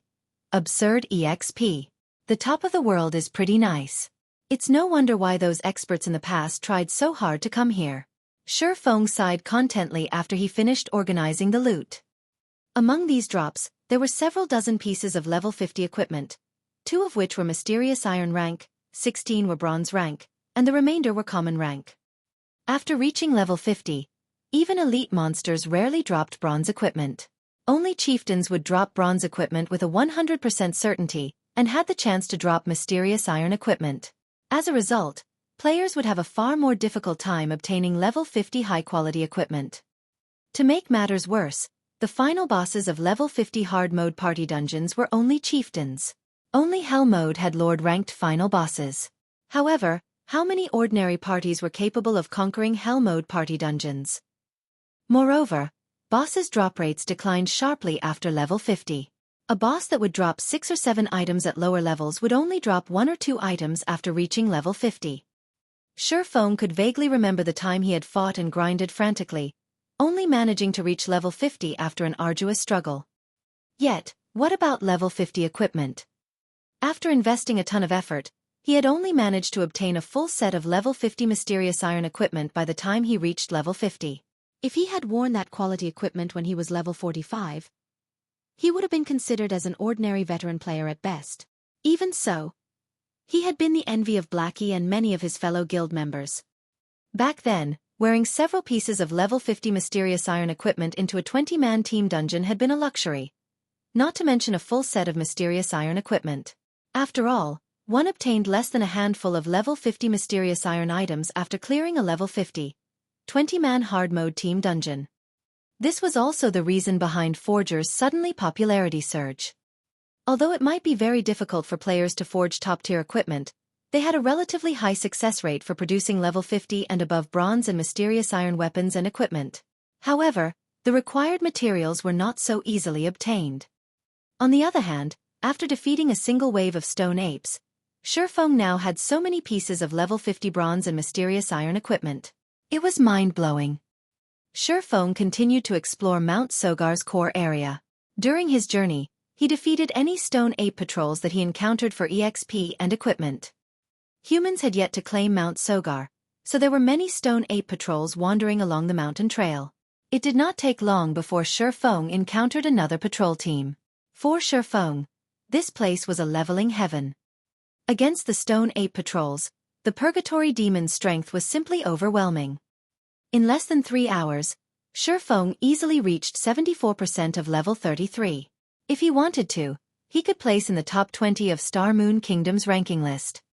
Previously, to obtain the first clear of level 30, 100-man team dungeons, the various guilds had intentionally held back their levels. Meanwhile, some powerful independent experts or workshop experts had not.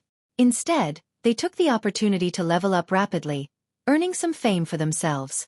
Hence, the current average level on Star Moon Kingdom's ranking list was quite high, with the top 3 players at level 34.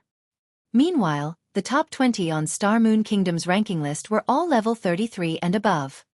If not for the Purgatory Demon helping him grind on Mount Sogar, he might have struggled to catch up to the top 20 players. Mount Sogar was massive.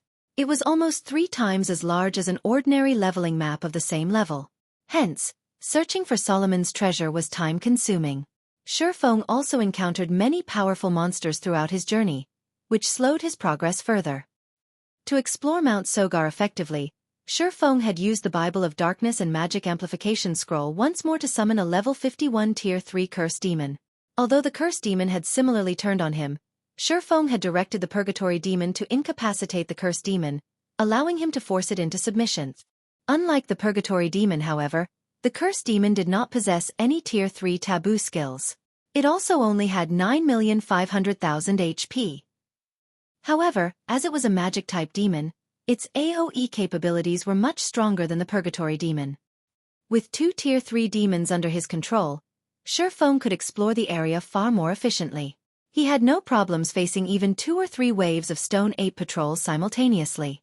He no longer had to waste too much time hiding and killing monsters. The Stoneclaw Mountains Inner Region. Kola, be careful of that half-orc lord's skills. Lure it away from the team first. Everyone else, focus fire on the lord that Turtledove is tanking. Fire Dance fought while commanding her team to deal with 2 level 40 half-orc lords. Currently, players crowded the Stoneclaw Mountains.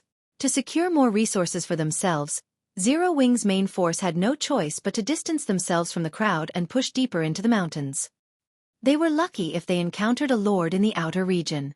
However, after reaching the inner region, the number of lords wandering about had increased significantly.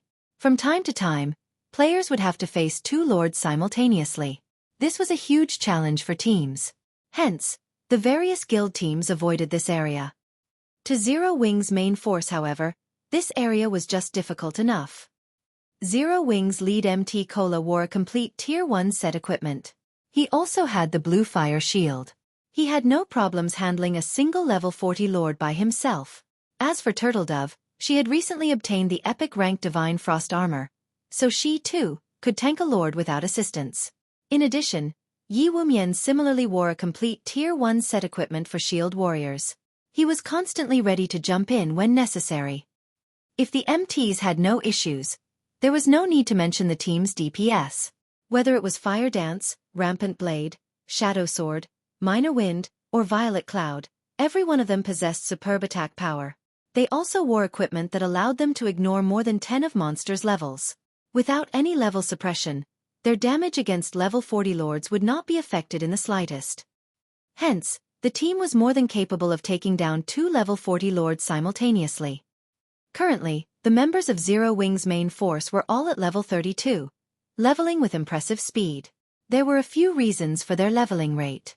First, everyone's experience bars had been frozen around 90% of level 30 throughout their raid of the Frost Prison. After obtaining the first clear of the Hell Mode Frost Prison, everyone promptly turned their attention to grinding in the Stoneclaw Mountains. They also managed to accumulate the double EXP buff by resting in the guild residence's private rooms while they had been offline. While they had focused on raiding the Frost Prison, they had accumulated more than 1 level's worth of the double EXP buff.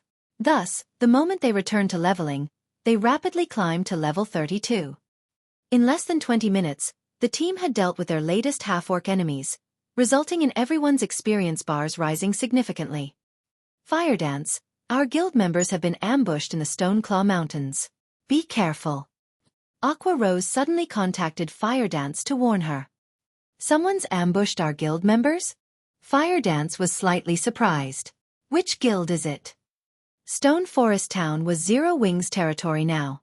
For someone to dare target Zero Wing's members in the Stoneclaw Mountains, they were simply asking to be banned from the town. I don't think that it's a guild. The ambushed members reported that their attackers had not worn any guild emblems.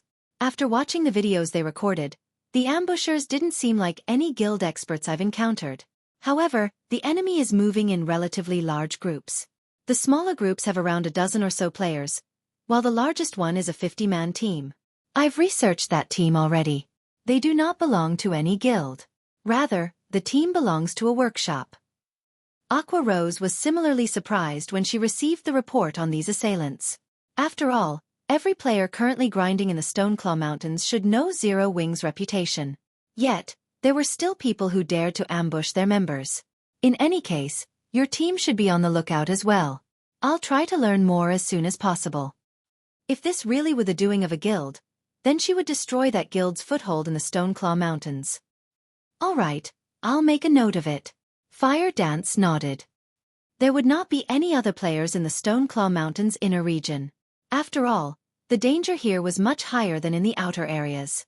Ordinary players could not set foot here and survive. However, as soon as Fire Dance disconnected the call, she heard Minor Wind's anxious voice through the team chat. A large group of players is approaching.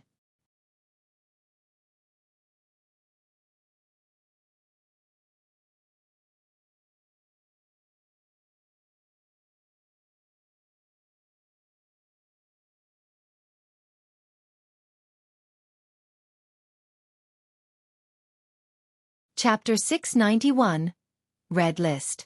In God's domain, not only did rangers possess both melee and ranged combat capabilities, but their perception and scouting abilities were also superior to other classes. Particularly, out in the dangerous fields, if a party had a ranger among its members, the party could avoid many potential dangers. As the #1 ranger of Zero Wing, not only did Minor Wind wear excellent equipment, but he had also learned some rare skills thanks to Shifeng's guidance, particularly scouting and perception skills. Some of these skills could strengthen a player's 5 senses, even allowing them to see a blade of grass that was over 100 yards away. If they could detect a powerful monster approaching, they could avoid unnecessary battles. As a ranger expert, Minor Wind could reach even greater heights with these skills. If an enemy did not possess skills like the assassin's stealth, Minor Wind would easily discover them as they shifted through the grass, even from 150 yards away. Are they guild players? Fire Dance asked. This was the Stoneclaw Mountains' inner region. Not only were the monsters very high-leveled, but they were also much stronger than ordinary monsters of the same level. Generally, only large guilds' main forces were capable of grinding here. No, none of them are wearing any guild emblems. Moreover, they all are red names, Minor Wind reported and shook his head after observing them carefully with eagle eyes. Based on how they're moving, it is clear that they are coming straight for us. They're charging at us? Kola could not help but laugh. Do these red names think that we are easy targets? The others also began laughing. With their team's skills and equipment, even an army of 1,000 elite players would not be a problem, much less a small team. Other players should celebrate their peaceful coexistence. Yet, now, an unknown group of players intentionally sought them out to cause trouble. These people did not understand the difference between life and death. All right, enough. Everyone get ready, Fire Dance commanded. She felt that this matter was not as simple as it seemed. She then directed a question to Minor Wind, asking, roughly how many of them are there? There should be around 300 people. Among them, there's one person I've seen before. He's an expert ranked on Star Moon Kingdom's red list. Minor Wind could not help his surprise after he could observe more details about the approaching enemies. The main god system had not comprised nor did it handle the red list. Rather, players had established it to keep a record of powerful red names. Star Moon Kingdom's red list only kept a record of the top 100 red names in the kingdom. Every one of these red names was an expert. Among these red list experts, there were even a few that guilds would not casually provoke. Fortunately, however, these experts also avoided provoking the various large guilds. Hence, the relationship between them had always been relatively peaceful, each minding their own businesses. Yet, now, an expert on the red list had actually come to challenge them. This was certainly unexpected. Since they want to target Zero Wing, make sure their visit is a one-way trip. Fire Dance glowered. She felt there was more to this than what appeared on the surface.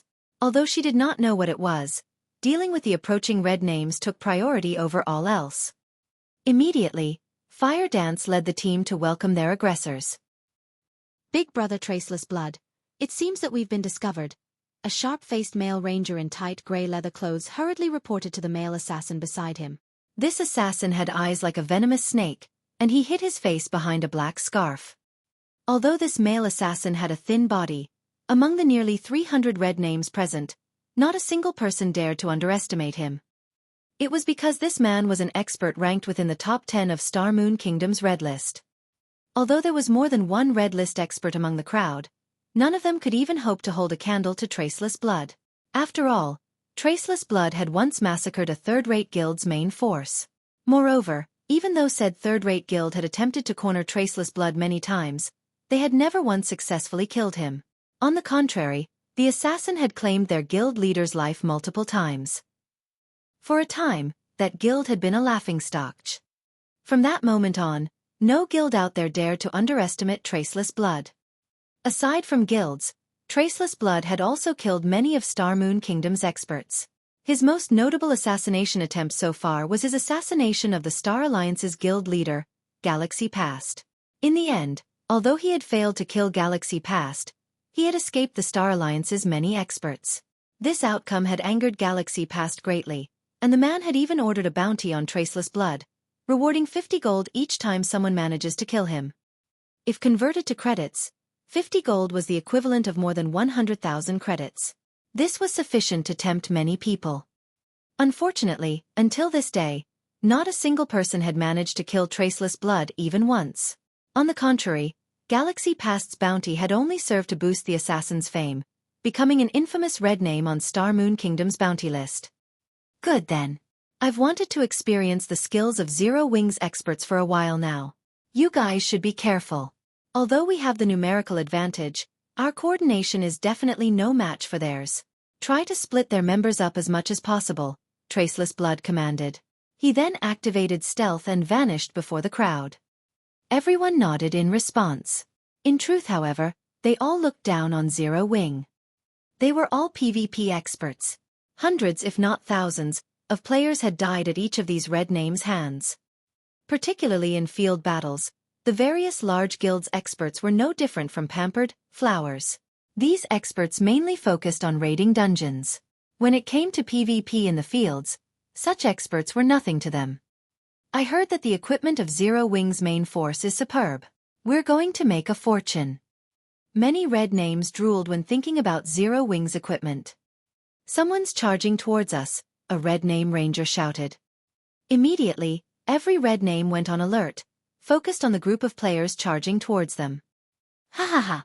Sure enough, they're just a bunch of noobs that don't know what a real battle is. Rather than attacking from a distance first, they've decided to jump into their graves. Many of the ranged red names began to launch attacks at Zero Wing's 3 MTs. These three were none other than Cola, Yi Wumian, and Turtledove.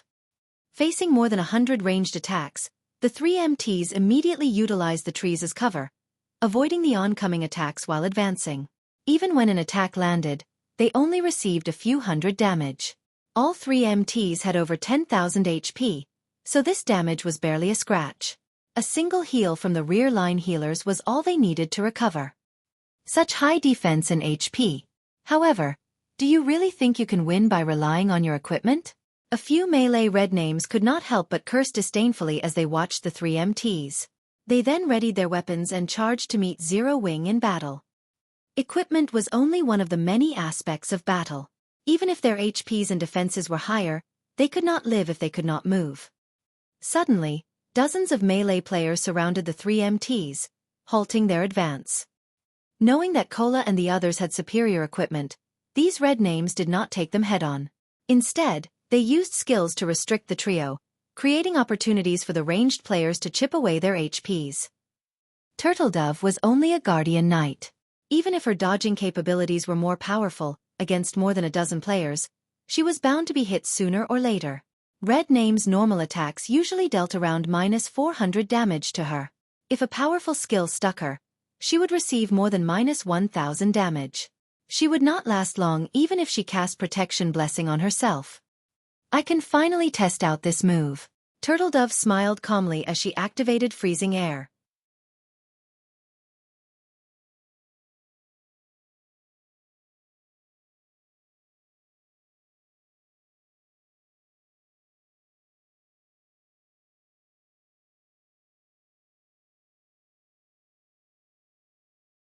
Chapter 692. A Corporation's Strength. Star Moon City, Star Moon Restaurant. Star Moon Restaurant was the only 5-star restaurant in Star Moon City.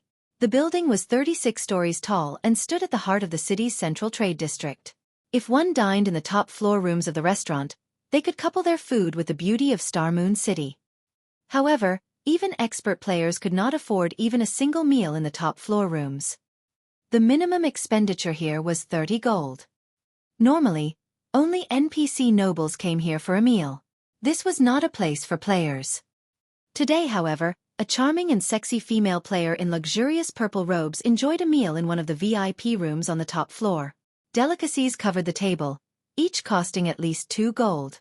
Each dish offered players a relatively top-tier piece of equipment. Suddenly, the room's doors opened. A burly, middle-aged man entered the room.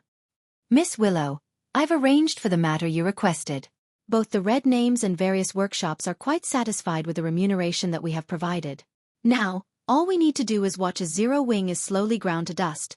The burly man reported coldly as he approached the purple-robed female respectfully.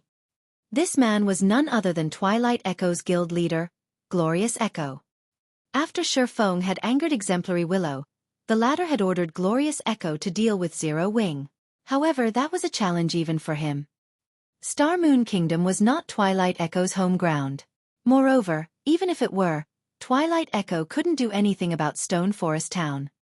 Hence, he had decided to hire the various workshops and red names in Star Moon Kingdom to deal with Zero Wing. A beggar doesn't fear going bankrupt. Unlike guilds, these players could afford to target Zero Wing as they had never particularly relied on Stone Forest Town or the Stoneclaw Mountains to strengthen themselves and level up.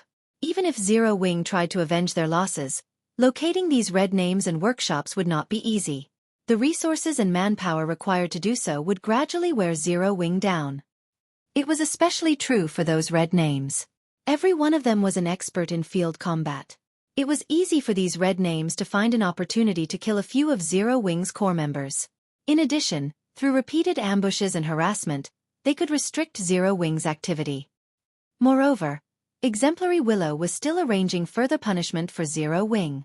There was no need to worry about the guild surviving. What did the Star Alliance and Ouroboros say about our offer? Exemplary Willow asked softly. The Star Alliance has agreed to our conditions. Ouroboros, unfortunately, does not know how to appreciate kindness when offered. However, I've contacted Ouroboros' original guild leader. If Miss Willow agrees to help him, he is confident that he can reclaim Ouroboros for himself. Glorious Echo had been shocked by Gentle Snow's rejection. Ouroboros was no longer as strong as it had been. After the mutiny, Ouroboros began to struggle. Several corporations that had originally supported Ouroboros had abandoned the guild. The fact that the guild remained standing was a miracle in and of itself. Theoretically, the guild should be in need of a large sum of money to turn things around.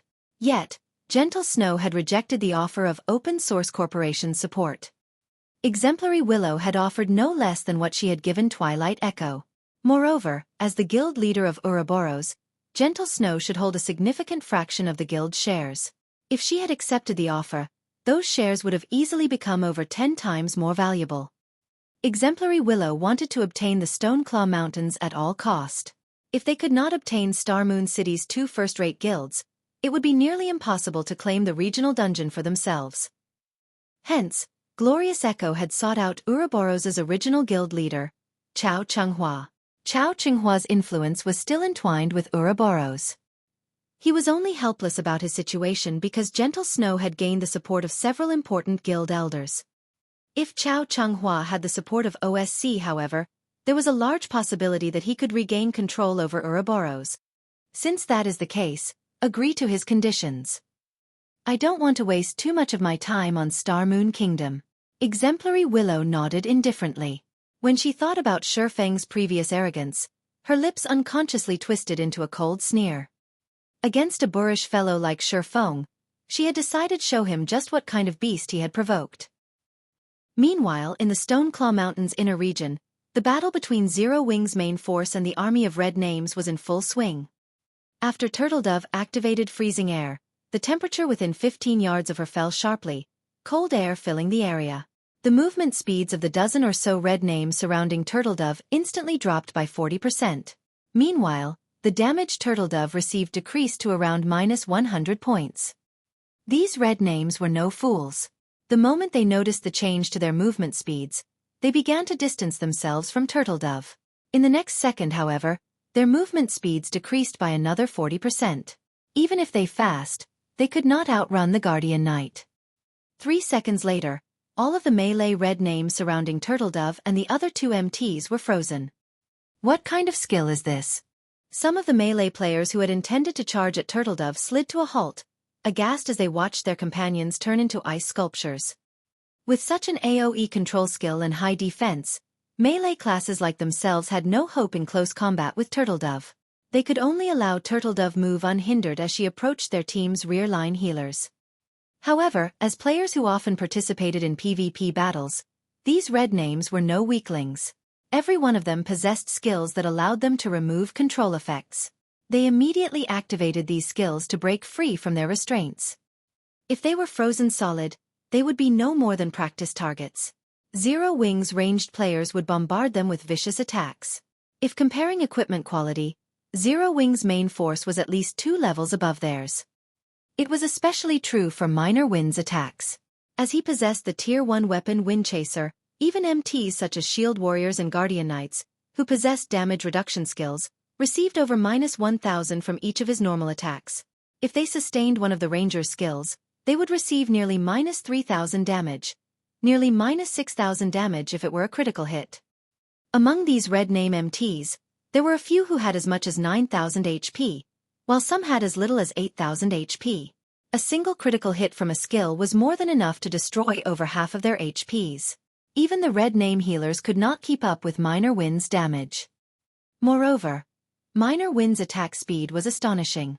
Even expert players would have a hard time dodging his arrows. Furthermore, these red names had opponents in front of them to deal with. They could not afford to split their attention to dodging the ranger's arrows. Only, as soon as these players broke free from their frozen debuffs, they instantly discovered that something was amiss. Although they were no longer frozen, their movement speeds were still so low.